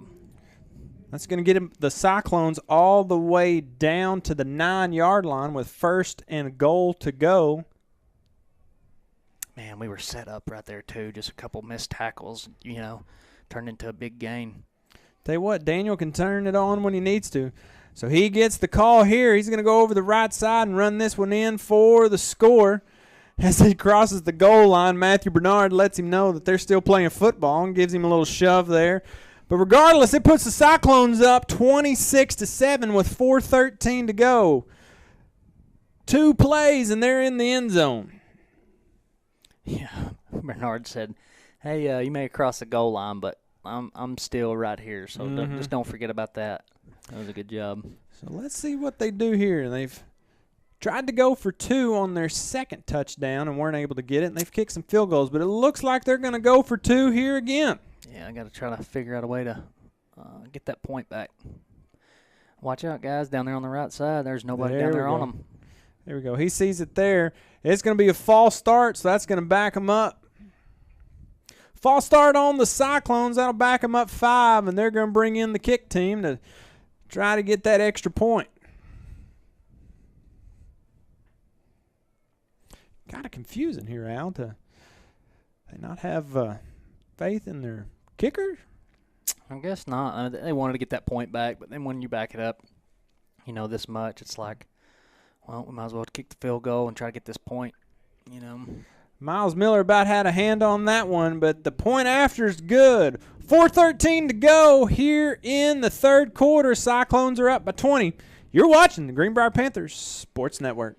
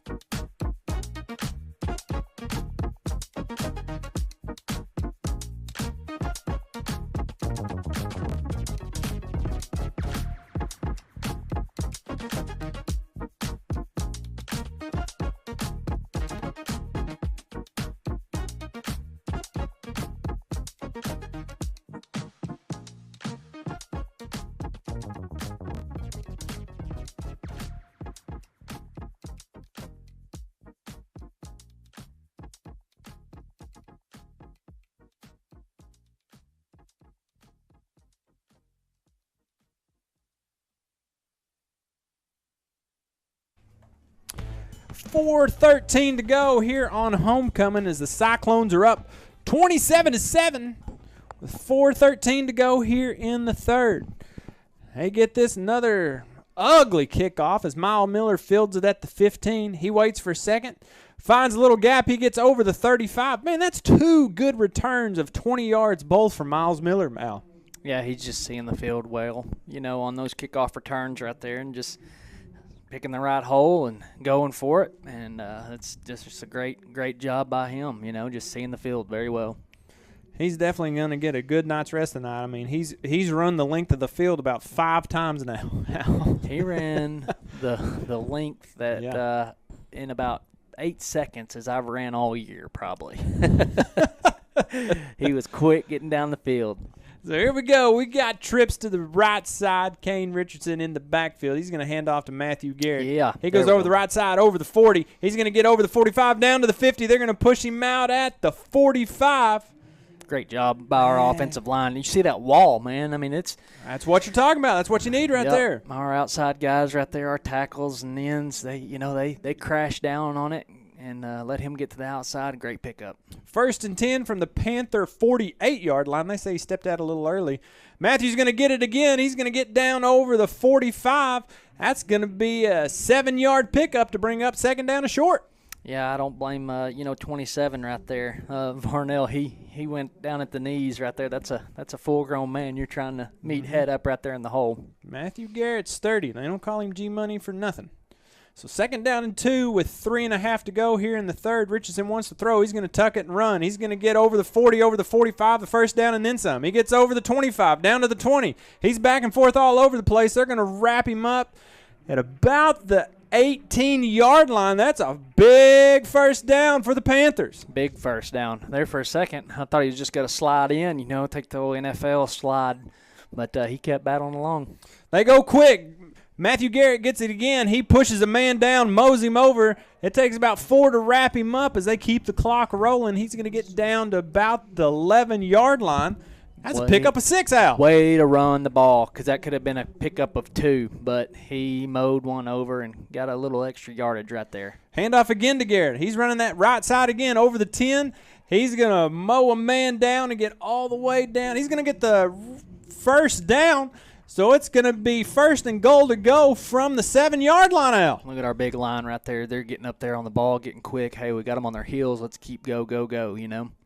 So here we go. Richardson goes for the hard count, doesn't get anyone off.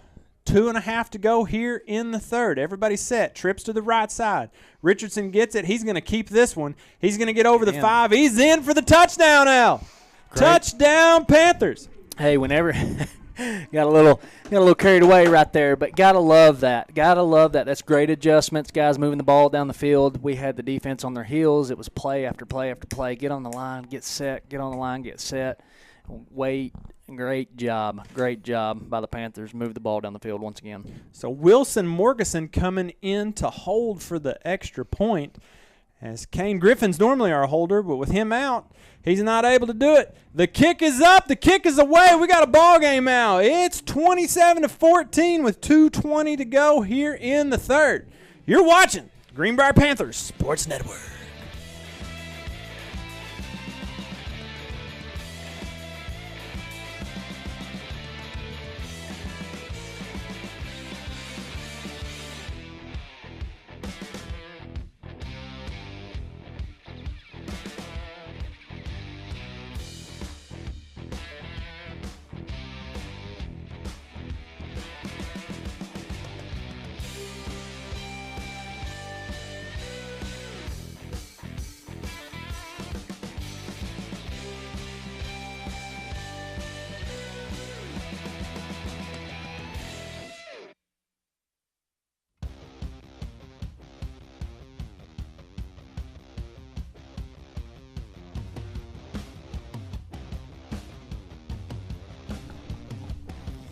Oh, Al Moats, we're trying to make a ball game out of this one. Greenbrier 14, Russellville 27 with 2:20 to go in the 3rd. Graham's kick is up and it's away. It's fielded at the 10-yard line. That's a great kick there by Logan Graham. Matthew Bernard coming up to make the tackle. Oh, he slips out of it, runs into his own man. They're going to wrap him up again right at the 20. That's a great job by this Panthers team, not letting them get many yards. He picks up 10, but it could have been a lot more out. Way to not give up. Keep fighting right there. Get off your block, make a tackle. Hey, every week, Graham keeps kicking it further and further and further down the field. He's improved a lot since the beginning of the season to now. I mean, I would say he's probably averaging 10 more yards a kick right there, anywhere from 5 to 10 from what he originally started out. Well, fun fact, I think your daughter weighs more than Logan Graham. So he is learning a lot and learning quick, and he's making it happen. As Reed hands this one off to Daniels, He's going to pick up about 4 yards to bring up 2nd down and 6 for the Cyclones. Yeah, Logan's not a very big guy, but, man, he is so much fun to be around. Great young man. Works hard. All he knows how to do is work hard and have fun. My kind of guy. He can boot the ball. But you're right. When he finds something that just interests him, he goes all about it. And so, he was kicking about 25 yards and about 35 yards. Yep. And that one was a good, 35, 40-yard kick. That's a great job. So Hallmark in motion, twins to the left side. Reed gets it. He hands it off to Daniels. He goes over the left side. He's going to get down right at the 1st-yard marker. He's going to be just about half a yard short. That's going to bring up 3rd down and short with the clock rolling at the 1:15 mark here in the 3rd. You got to watch that play right there. You know how the quarterback takes that snap and he turns around and hands it to the running back. It wouldn't surprise me at all with as wide open as that quarterback just was. Keep it. Fake that handoff to that side. Keep it around this back side over here. Well, let's see if they can get a stop here. Twins to the right side. Daniels is going to get it. He's going to get the 1st down just barely over it, but it is going to be a 1st down for the Cyclones. Hey, you got to like seeing that, though. It is 3rd down. We're getting them in a third down situation. They're not like they were at the beginning of the game, getting 1st and 2nd down, 1st and 2nd down. We're actually starting to get deeper into the count with these downs, and that's a great job by our defense making those halftime adjustments too. Tell you what, Brick Williams, he's in there. Caden Brooks. Number 18, Gage Williams coming in there. We're getting some young guys mixed in. Let's see if they can keep this momentum rolling. They bring a man in motion. That's Harrison. He gets the call. He's over the right side. He's going to get maybe over the line of scrimmage. He gets out of bounds with 12 seconds to go here in the 3rd. That's going to bring up 2nd down and 9. That was Peyton Harrison on the carry. That was, again, one of those plays out where he ran 25 yards to get 2. Yeah. Yeah, that's 2 and a smidge. 2 and a smidge. That's right. So they're going to go trips to the left side, a single man to the right side with Daniels in the backfield. Reed gets the call. He wants to throw, and they wrap him up. Oh, he slips away. Ooh. Kane Griffin comes in there and lays a lick, and they say he fumbled it. That's Greenbrier ball. They say he fumbled it. Let's see what happens here. They say he fumbled it. Coaches are all about it. Let's see what happens. He wound up losing the ball in the contact.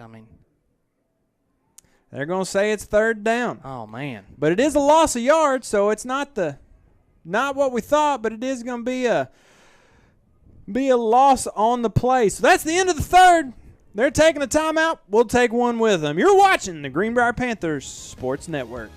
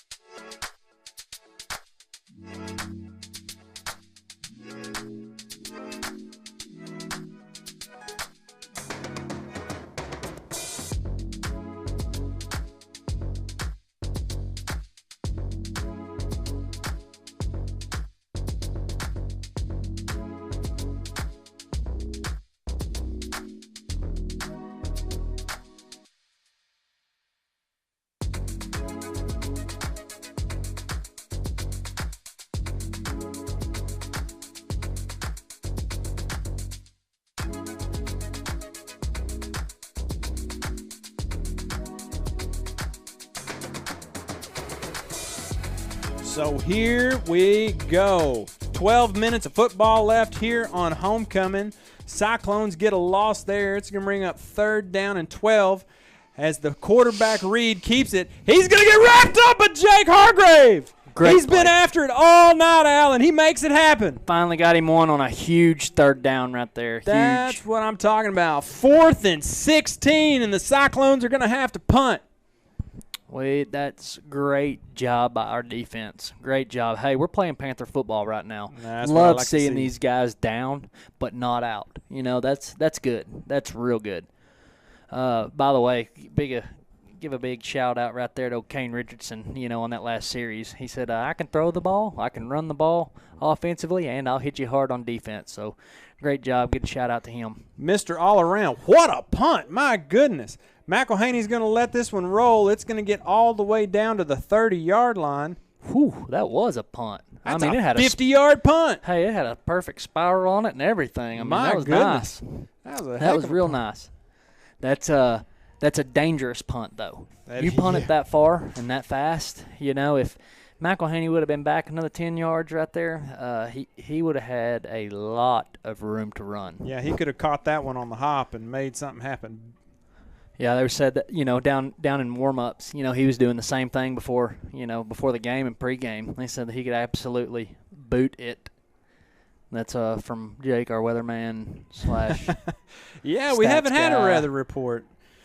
Someone asked me today, he said, we're going to get a weather report? And I was like, oh, man, we need to find out what's going on with our man Clay Hartness. It's a 100% chance of weather today. That's right. I heard the same thing. So here we go. We got trips to the left side. McElhaney in the backfield alongside Kane Richardson. He gets the call. He wants to throw. And 27. He chunks one. It's low, just underthrown. Good call. Not intercepted. It hits the ground. It's going to bring up 2nd down and 10 now. Yeah, he was looking at Marcus there. Marcus Simpson was, pretty open, but that's a hard ball to throw on your back foot, trying to throw back across the field. With somebody in your face. So, but that was a good job to not just throw that up and let somebody come up underneath it. So that's set us up for 2nd and 10 here. Well, let's see what we got here. Twins to the right side, twins to the left side, and they're going to bring McElhaney in motion. He's going to pause there by Richard. He's going to get the call. He's going to turn it on. He's going to get over the 30. He's going to make a couple of man-ins to the 35. They're going to wrap him up. He's going to get all the way down to the 37-yard line. That's going to bring up 3rd down and about 4. That was a real good head move out there. Good juke. He's so quick, so shifty. He never know what way he's going to go on you. And he, tucks that shoulder and moves that head over. It's like, well, which way are you going on me, man? Yeah, he makes you work for it for sure. So here we go. Twins to the right side. Now McElhaney goes in motion. 3rd and 3. Kane Richardson gets the call. He's going to get down out of bounds. It's going to bring up 4th down. Let's see what the Panthers do here. Look like we our right side of our wide receivers, over on the right side, wasn't getting the call in. They all had their arms up like, hey, what are we doing? What are we doing here? Hopefully we can regroup, put it all together right here, and punch this 1st down. Regroup, make something happen, that's for sure. 9:53 to go here in the ball game on homecoming in beautiful Greenbrier. Panthers are going to go for it. Twins to both sides. As Big Country is just behind the line of scrimmage on the right-hand side. He goes in motion. Richardson gets it. He's going to keep it. He's going to get out over the 40. Great He's block. over the 50, over the 40. He's taking this one to the house, out to the 20, to the 10. Touchdown, Panthers. That's what you like to see, Al Moats. Gotta love it. Gotta love it. Good job right there with Worthy. The Greenbrier Gronk coming down and getting that block, setting that outside where Kane could hit the outside and be gone with it. Great job to the line. That's a fantastic play right there on a 4th down, 4th down and about 3, and the Panthers make it happen. Boy, that's what you like to see. As Logan Graham, Wilson Morganson gets ready to tee this one up. As Eric Hewitt decides to come into the ball game here at the last minute. Glad to have you, Eric.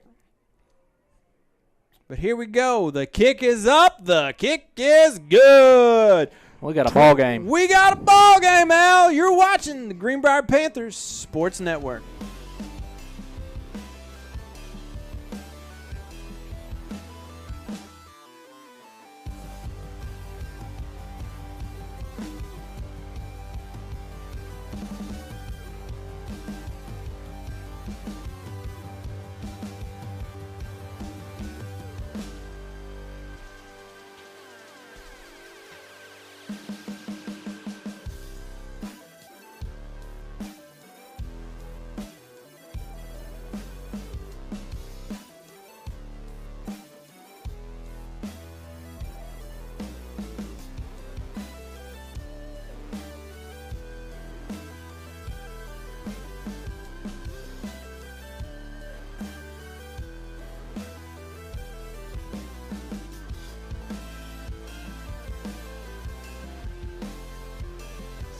the new iPhone 14 Pro.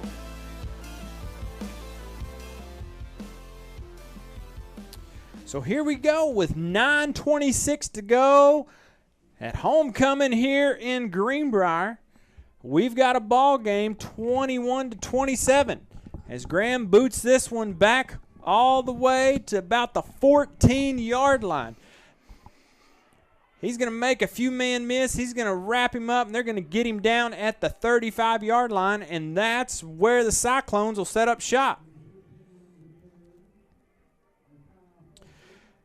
Little score update for you. I knew there would be a big game at Lake Hamilton tonight as the Bulldogs came to town, and the Bulldogs take that one 24-0. So that'll put them second in conference, and the Lake Hamilton Wolves will move into third in conference.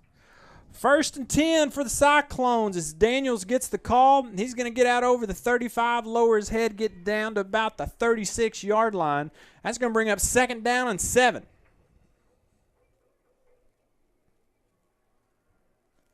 Sorry, I'm trying to gather my thoughts here and see what we've got going on. I know a lot's transpired in the last little bit. I know. They've got guys running in and out here and trying to see exactly what they've got going on. I got to focus on, broadcasting the game, not trying to figure out, so much as game Twins plan. to both sides as Reed gets the call. He's going to do a quick pass out, and they're going to wrap him up. He's going to get a couple yards as he falls forward over the 40-yard line to the 41, but it's going to bring up 3rd down and a long 4, short 5. Those plays are so dangerous, for our defense, getting the ball, getting it out there real quick, as fast as he got it out there. But that was a great job by our defense to shut that down. They're going to go with a tight formation here as Reed gets the call. He wants to throw. He's going to quick throw out to Daniels. And let's see where he stepped out. It looks like he's going to get the 1st down and then a little bit. About a yard past the line. So that's going to be a fresh set of downs for the Cyclones. Hey, this would be great to have the defense come up with a big stop on this drive. That'd be huge. They keep doing what they've been doing since halftime. I think we'll be just fine. Maybe a little pick 6 action by my man Matthew Bernard. You calling it? You heard it here first. 1st and 10 for the Cyclones. Daniels in the backfield alongside Reed. Kane Richardson wants to get in on this action. Quick pass out to Hallmark. He's going to get over the 50, lower his shoulder. He's going to keep mowing him down. G-Money's there as Miles Miller comes in to finally get him down at the 15-yard line. That's a 25-yard pickup. Yeah, that's a tough one to take down right there. That's a big old boy. They're moving things like crazy, but the referee's going to call a timeout. Do we have a player down? Oh, right here, right in front of the line here. It looks like we have I don't know if that's one of ours or one of theirs. Looks like one of ours. Looks like one. Tell you what, we'll take a timeout. You're watching the Greenbrier Panthers Sports Network.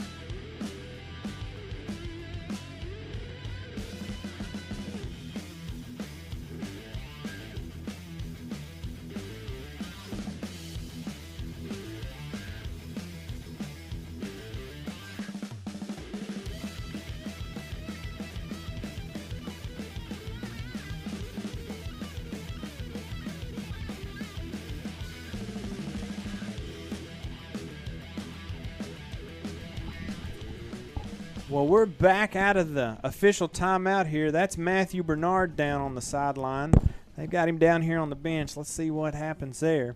But it's going to be 1st and 10 for the Cyclones at the 15 as Daniels gets the call. Coming up to make the stop, that's number 27, Marcus Simpson. Matthew Garrett, as he gets a pickup of 3, that's going to bring up 2nd down and 7. Let's say, do we have our music playing still?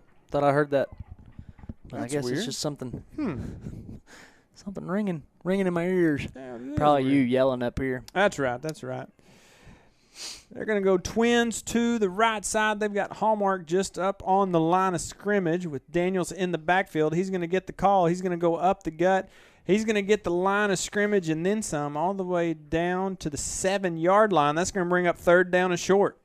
Well, we got to have a big stop right here. I mean, just keep battling, guys. Keep battling. Get some pressure on him. Let's see one of these boys up front get through this line and put them in a 4th and 6 or 4th and 7 right here. That'd be great. That's what we need. 6:38 to go in the ball game. Cyclones are up by a score. Well, we need a big turnover here. 3rd down and short. Got a big boy in the backfield taking a direct snap. That's Hallmark, Benjamin Hallmark. Cyclones are going to take a timeout. We'll take a timeout with them. You're watching the Greenbrier Panthers Sports Network.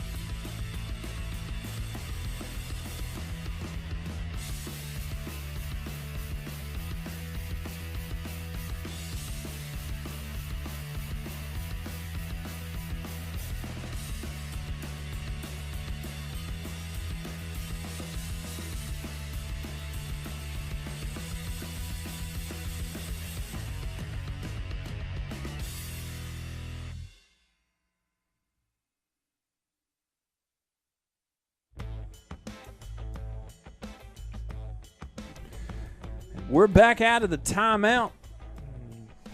That's Benjamin Hallmark going to take the direct snap with Tracy Daniels just to his right.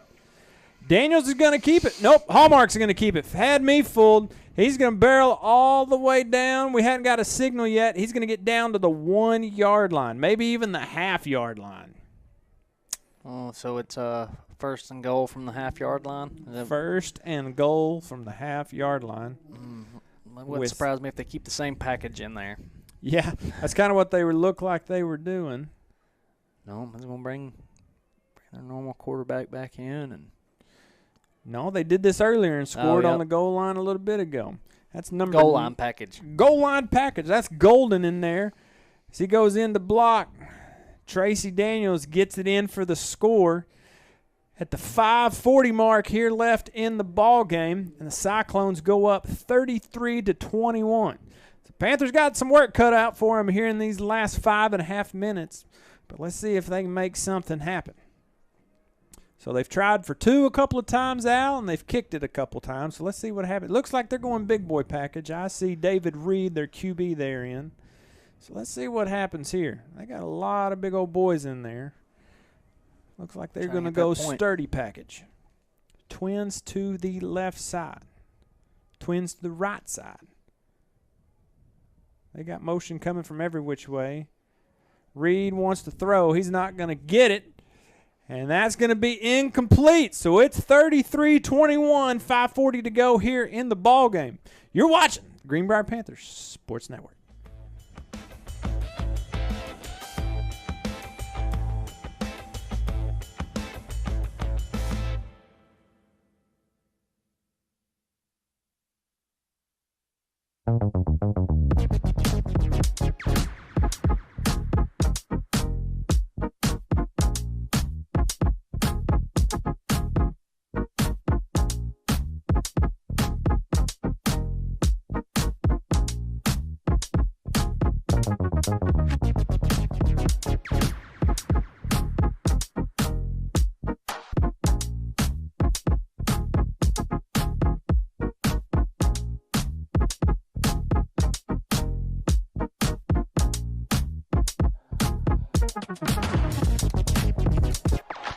$5:40 to go here at homecoming 2022.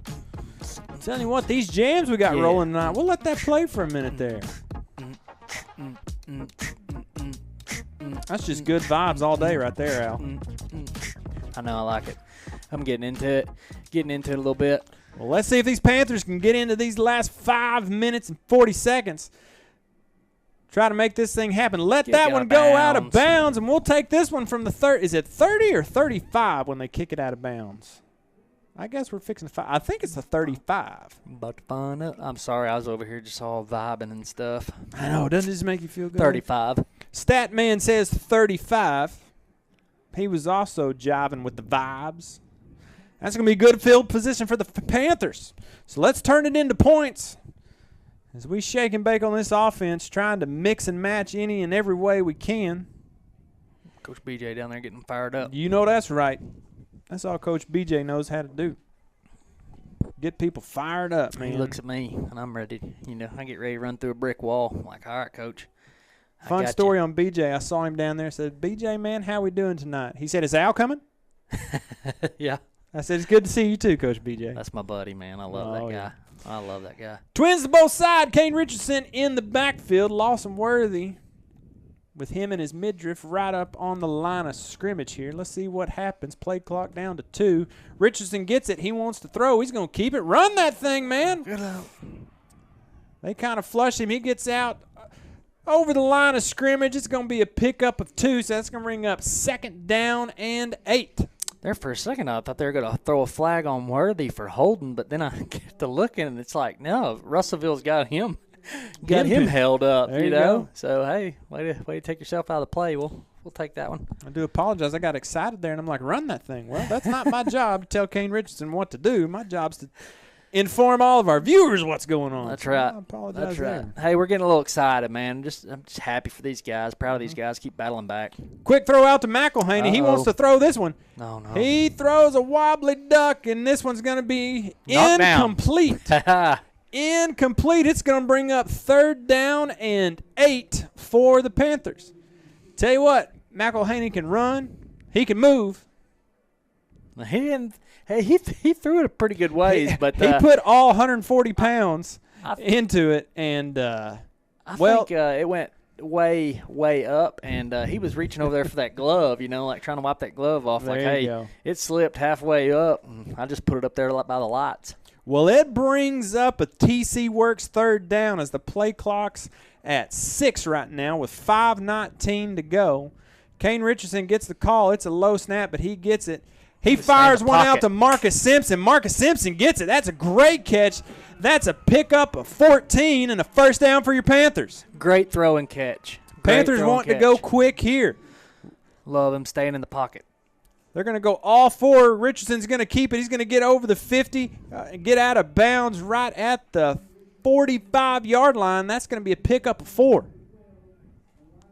Keep them rolling. Keep them rolling. Just keep. That's all you need right there. 4 yards of play. We'll take it. They're going to take a little time here and get adjusted. It does stop the clock with 5:03, so you don't have to be in a big hurry here. They're going to go twins to both sides. Again, Lawson Worthy just behind the line of scrimmage. Kane Griffin alone in the backfield.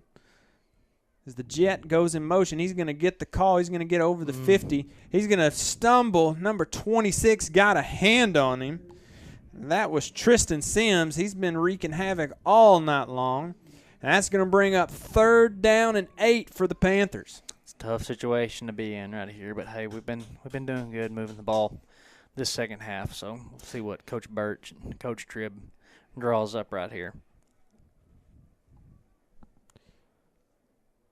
4.5 to go in the ball game on this homecoming night.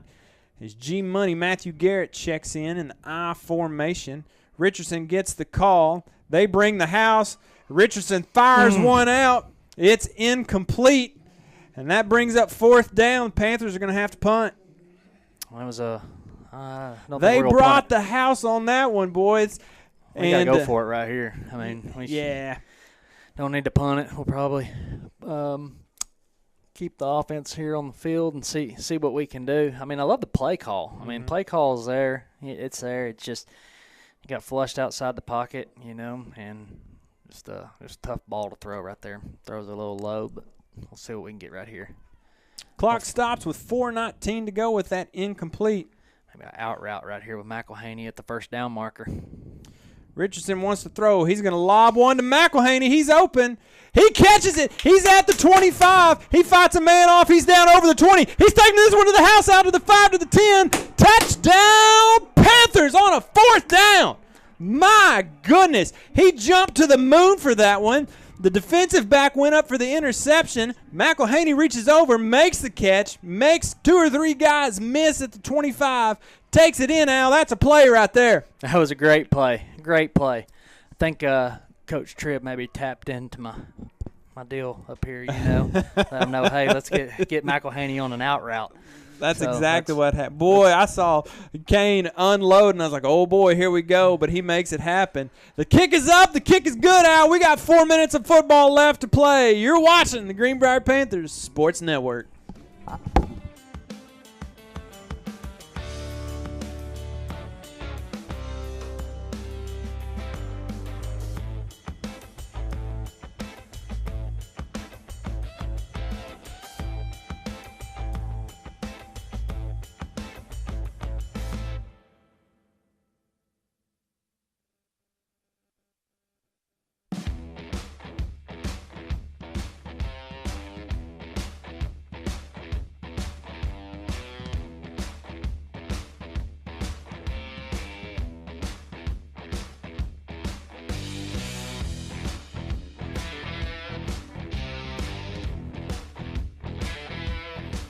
4:07 left to go in the ball game as the Graham Brothers Electric Security and Datacom's very own Logan Graham is 4 for 4 on extra points tonight. And it looks like he's about to tee up a little onside action here. So let's see what happens as they kind of adjust and shift. It looks like they're going to do it. So let's see what happens here. Kick is up. Great bounce. Great bounce. Woo! I thought Gavin Davis had it, but it's going to be Cyclone football at the Panther 49-yard line. It had the bounce, Al. It had the bounce. It was a great kick. Great kick. 4:03 to go. Cyclones 33. Greenbrier 28, boy. Let's see if we can get a turnover here and make something happen. They're going to go back to this formation they've used a lot. Twins up on the left side with Benjamin Hallmark just behind the line of scrimmage. They got Eric Hewitt on that one, and that's going to give them 5 yards, but still first down. But it's going to be 1st and 5 instead of 1st and 10. We got to be fundamentally sound right here. Defensively across the board. We can't give them anything. We've got to play Panther football and get this ball back. Daniels gets the call, and he gets down to the 40-yard line. That's a pickup of 4, and it's going to bring up 2nd down and short. 2nd down and short. Clock rolling just under 4 minutes. Greenbrier is going to take a timeout. We'll take one with them. You're watching Greenbrier Panthers Sports Network.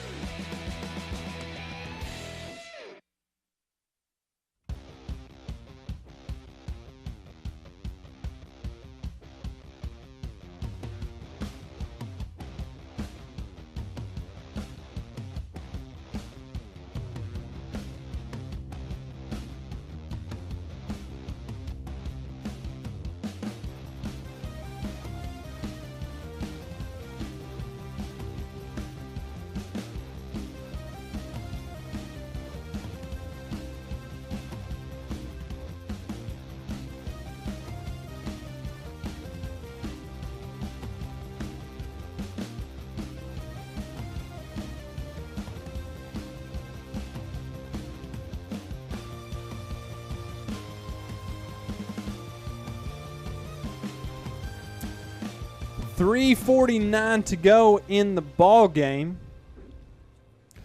Let's see if our Panthers can get a big stop here. Try to get this ball back. They send Hallmark in a slow motion. Twins to the right side as Daniels gets the call. He gets the first down and then a little bit. It's going to be 1st and 10 for the Panthers at the Greenbrier 38-yard line. So that stops the clock. Greenbrier is going to take another timeout. We'll keep it right here. Sorry, I guess I should let everybody know. We're going to keep it right here. That's just fine. That's just fine. Sit here and let me serenade the people of Greenbrier. We'll take a timeout with them. You're watching. No, I'm just kidding. No, it's just fine. We got a D up right here. Got a D up big time.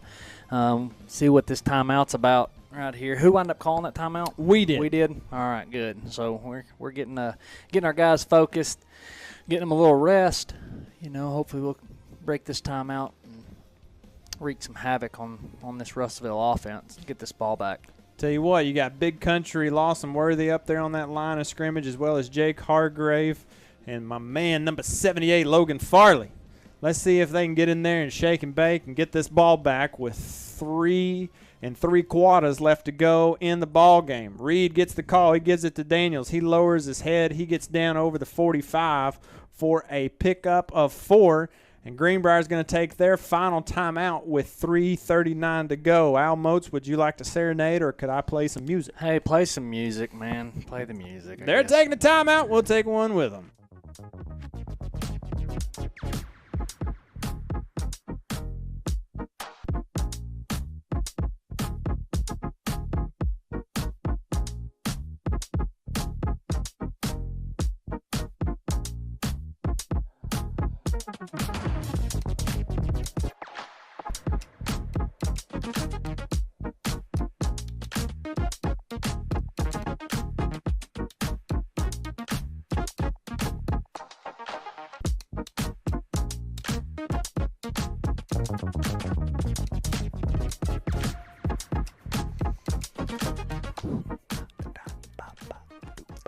So here we go. No, I was going to let you beatbox.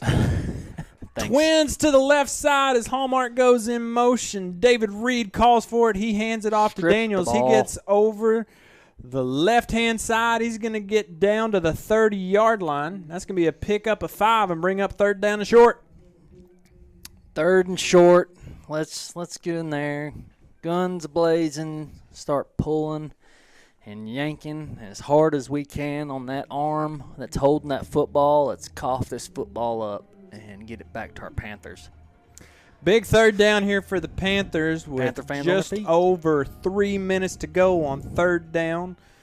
About 1.5 yards to go to the stick. Let's see what they do here. Reed's going to let that play clock and game clock tick down as far as it can. They bring the house. Looks like there was a hold there, but we're not going to get it as a couple of guys collide with each other. Let's see what shakes out of this one. It's going to be a 1st down regardless. The Cyclones are going to have it 1st and 10 from the Panther 25-yard line.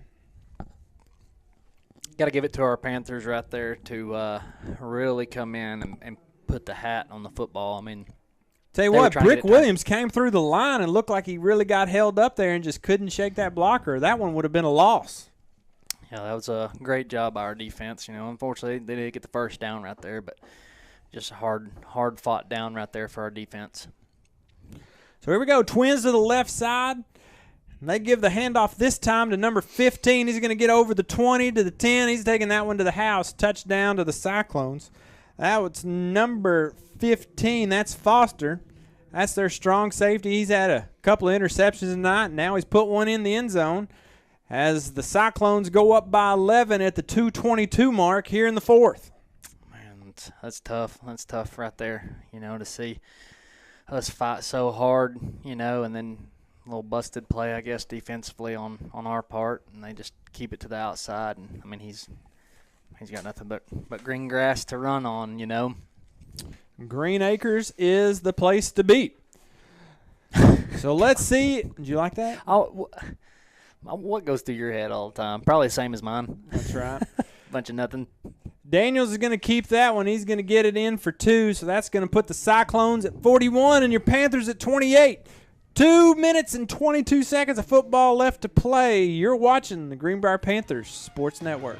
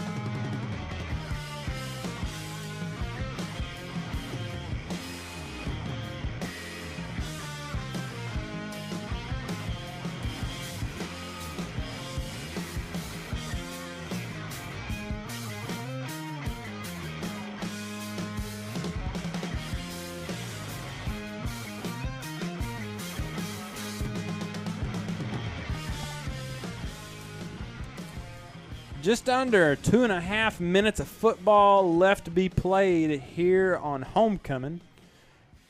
John Hawks Memorial Field and Don Jones Stadium, as the kick is away, and it's going to be fielded by Gavin Davis at the 10-yard line. He's over the 20 to the 25.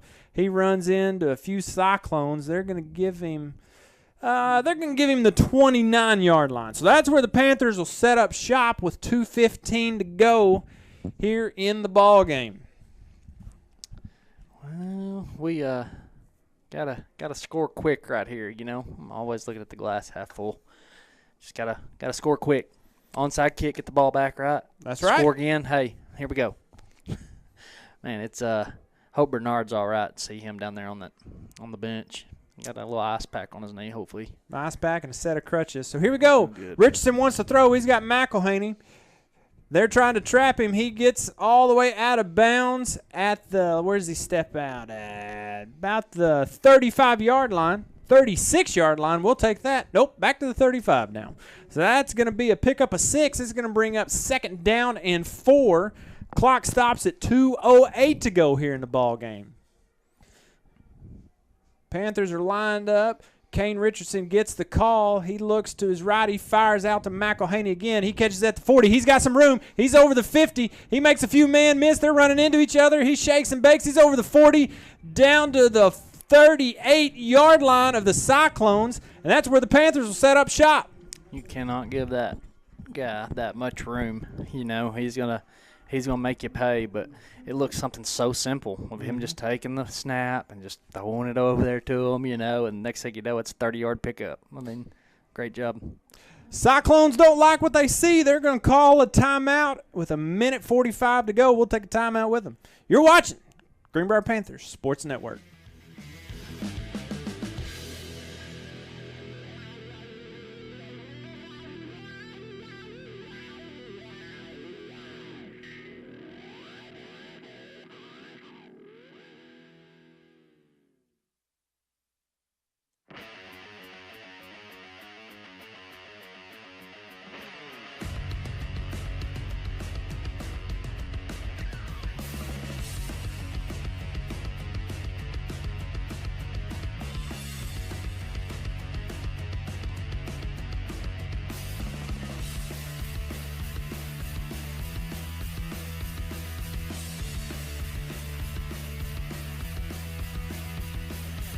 Panthers have got a little momentum on their side with just under 2 minutes to go here in the ball game. 1st and 10 from the Cyclone 38-yard line. Kane Richardson gets the call. He throws this one to Miles Biller, and it's incomplete. That's going to stop the clock at 1:40 and bring up 2nd down and 10. Yeah, if he catches that right there, he's gotta get out of bounds real quick. Get the clock stopped, but right, he was standing right on the line, right on the out of bounds line. Yep, it's so that's as good as a catch, I guess, right there, because it wasn't too far down the field, but gotta look at it half full. That's right. 2nd down and 10. Clock stops with 1:40 to go. Richardson gets the call, and it's going to be a false start on the Panthers. That's going to back them up 5. We'll try this thing again. Looked like, I couldn't tell who it was. Looked like someone there on the top side took off before the snap. A little excited. Little excited. Bring up 2nd down and 15. 1:40 to go. It's crazy, to see at the beginning of the year to now the difference in defensive coverages over McElhaney.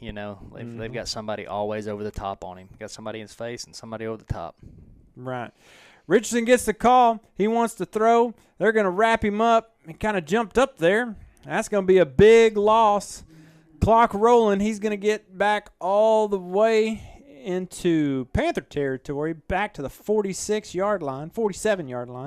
It's going to bring up 3rd down and a country mile with the clock rolling at 2:18 to go. Country mile. How many yards is that? A lot? a lot. Is that what that means? Okay. Well, I'm watching the scoreboard, the Jumbotron down here, seeing if they can add that number quicker than I can, and they can't. Richardson gets the call. He wants to throw. They're going to wrap him up again, Al. That's going to be another loss. They're going to get him back at the 40. Clock rolling with 51 seconds to go, and I think this one's all but in the bag, Al. Yeah. 4th down. Got to get back to the ball quick and maybe try one, but I mean, do you want to? I mean, it's one of those things that really don't matter much. I mean, don't want to take a chance of getting somebody else, hurt, but man, it's tough. It's tough to see these guys just battle back the way that they did and be within a touchdown, after being down 3. Mm-hmm. Play clock down to 4. They're going to have to go quick here if they want to get this one off. He does. Richardson gets the snap. He wants to throw. He fires downfield to Guzman. That was going to be incomplete. That's going to stop the clock with 7 seconds to go. And this one's going to belong to the Cyclones, as they will now move to 4-3 overall. Remain in that 4th spot in the 6A West, led by Pulaski Academy. Pulaski Academy, Greenwood. Then in the 3rd spot will be the Lake Hamilton Wolves, and then the Russellville Cyclones. Who PA play tonight? PA played. I didn't even see that. You've seen the Greenwood, the Greenwood score and everything. They played Van Buren. Van Buren. Well, I'll tell you this, it's a tough loss on homecoming night, but man, I can't say it enough. These guys just didn't give up. I mean, great job to them and the coaching staff at halftime, to make those adjustments, come back and get in this ball game and, really be all over them. Be all over them. Had them scared, had them on the ropes, Trying to make the best they can just with so many injuries tonight. As I look down there and see, several of our starters on crutches or with their shoulder pads off, man, it's just been a tough run for your Panthers. But I tell you what, there's a lot of young guys that came out to play tonight and stepped up and kept the Panthers in this ball game, Al. And you got to give them credit, man.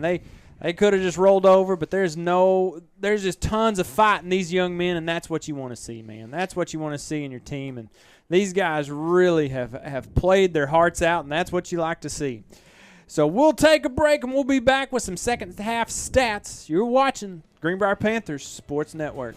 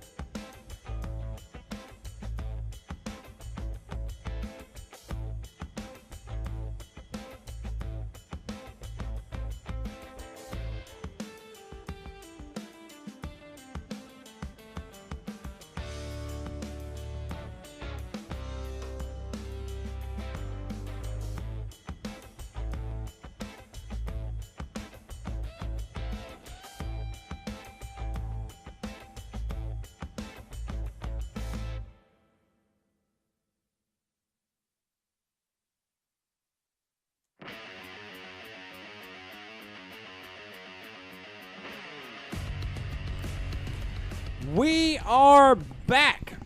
And so we want to give out a little player of the game action.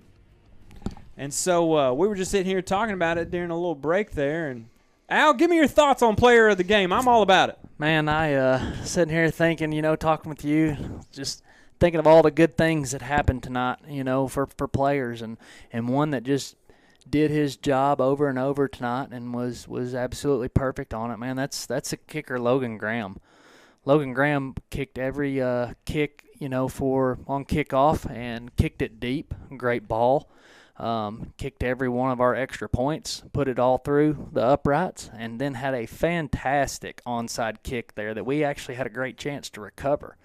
So that was a great job on his part tonight to execute everything whenever it came to kicking the football. So player of the game for us is going to be Logan Graham. It was a great job. The one and only Graham Brothers Security and Datacom's very own Logan Graham, player of the game. Next week, your Greenbrier Panthers, tough road game down at Pulaski Academy. And Never heard of them. Never heard of them, yeah. But tune in. You can check us on Facebook. We'll have a link for that game. And just want to give a big shout-out to our crew, to Josh Odom running the camera. Thank you, Josh. Jake Robinson, as Jake. he's saying something weird to me, and I don't know what's happening. Alongside me, Al Moats. Glad to be Thank here. you for watching tonight, and we will catch you in 2 weeks when the Little Rock Christian Warriors come to town. Go Panthers. Thank you, everybody.